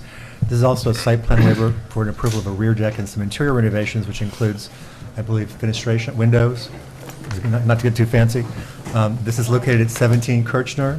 Therefore, it's in SAS, scenic area of statewide significance, but it is not visible directly from the river or from the two historic sites, and we have the recommendation from Ms. Moss. Any comments? Mr. Waters, this is your resolution. Elizabeth Bruce, 17 Kirshner Avenue, Resolution 2023-63, whereas an application requesting waiver of site plan has been made to the Town of Hyde Park Planning Board by Elizabeth Bruce on October 12, 2023, for the property located at 17 Kirshner Avenue in Town of Hyde Park, and whereas, now therefore be it resolved that the Town of Hyde Park Planning Board hereby waives the site plan requirements for the file entitled Bruce regarding the specific request as submitted October 12, 2023, and in the building permit application file dated August 9, 2023. Second. Any further discussion? All in favor, please say aye. Aye. Motion carries unanimous. Oops, any nays or abstentions? Motion carries unanimously. Before we go on to look at the planning board schedule, I just want to bring up something real quickly. We received a referral from the town of Clinton for the N of six census, I believe it's called. Yep. So they're asking for us to comment on lead agency. I just want you all to think, I assume that you are accepting them being lead agency because they have to come to us for a site plan as well, because part of this is in our town. But for the most part, we're going to be evaluating, I think, parking and I believe Bird watching. bird watching. Nice. Well, I just want to point out that Fishing, right? Fishing land. Bird watching. So, to go back a second, the parking is for the end of six census. It was originally just proposed as parking, and we pointed out to Ms. Leibold, Tad and I, that parking is an accessory use. You can't have an accessory use without a principal use. So we went through the code and said, it appears as though that commercial recreation is permitted. And so they talked about kayaking and a few other things. So bird watching, unless they're getting a really good charge for it, I don't see as commercial recreation, but I haven't seen the application yet. Ted hasn't reviewed it to send it over to us yet. In the meantime, I assume that we're all okay with me having a letter for November 1st that says that we're okay with them being lead agent, because the bulk of everything is in there. Yes, I'm good. Also, just a heads up for everybody, there are, I believe, 2 groups that are opposing this in the town of Clinton, and I was told that one will be coming to our board to object as well, just so you know. I've been seeing the emails about the protests. Yeah, we're working on it, like, together for. Can we publicly state that now? Can we state that publicly now?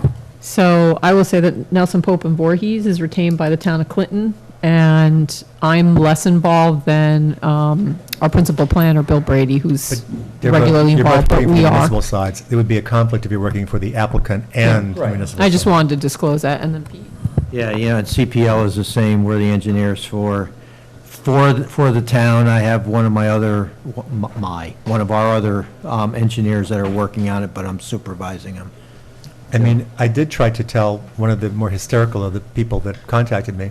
I said, here's like an early version of this. And I said, it's nowhere near where you live. It's nowhere near. But of course, all they keep saying is, this is the largest hotel that they make. But for the town of Clinton, it's a huge project. Yes. For the town of Hyde Park, it would be, It's okay. already a hospitality use. Yes.